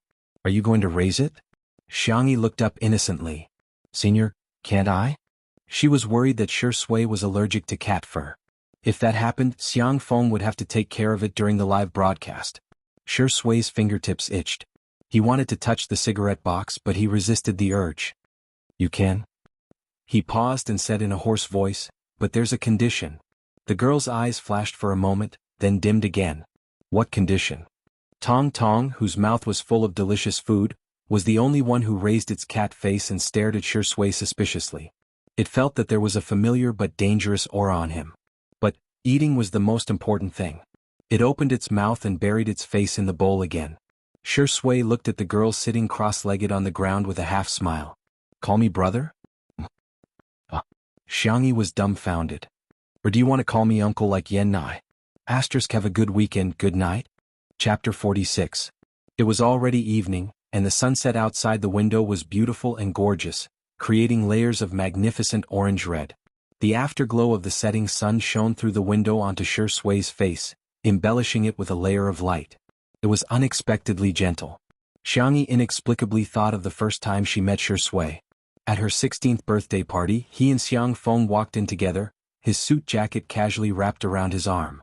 The noisy living room of the Xiang family instantly fell silent, and the crowd seemed to be bewitched as they unconsciously followed his figure.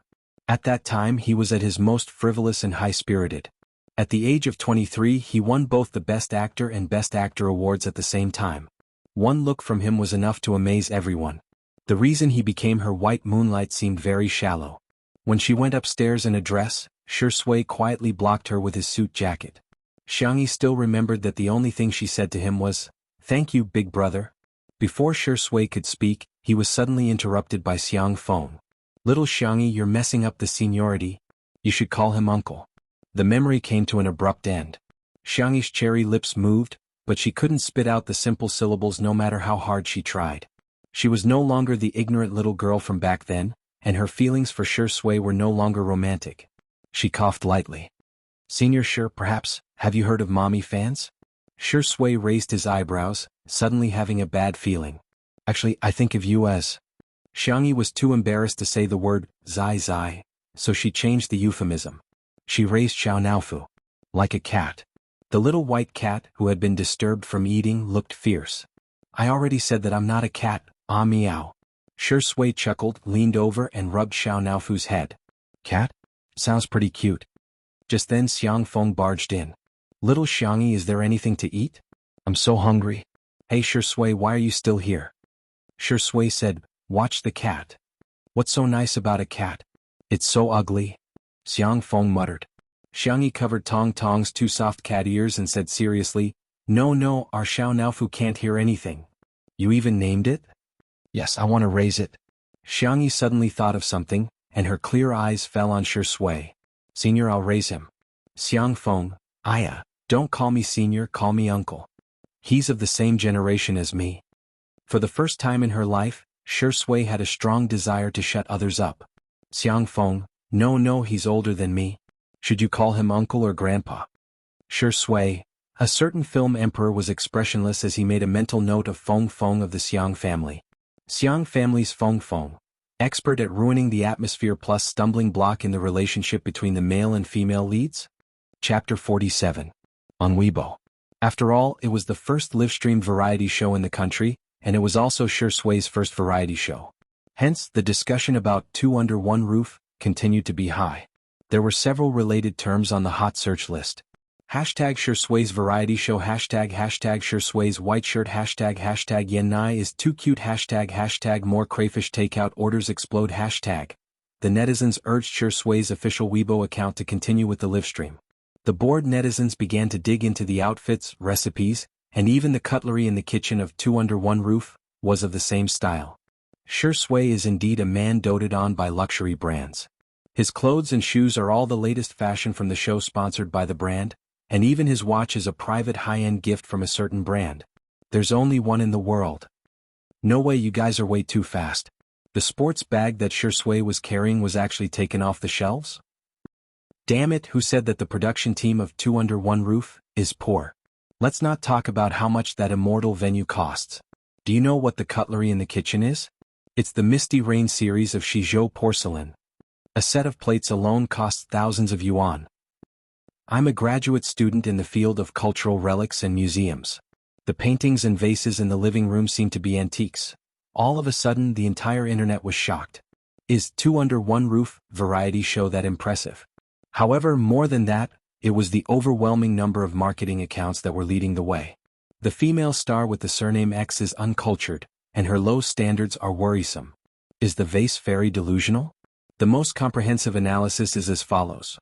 A prodigal can ruin a family, and Xianxia can ruin a variety show. There were countless similar posts on Weibo, and some experienced people could tell that Xianxia was obviously being targeted. However, there were even more passers-by who were extremely disgusted with Xianxia after reading these posts. I've lived for a long time, but the vase fairy actually has fans? Even though the crayfish takeout orders are exploding, her fans can still brag about her own cooking skills. I'm laughing my head off. How great would it be if this variety show didn't have the vase fairy?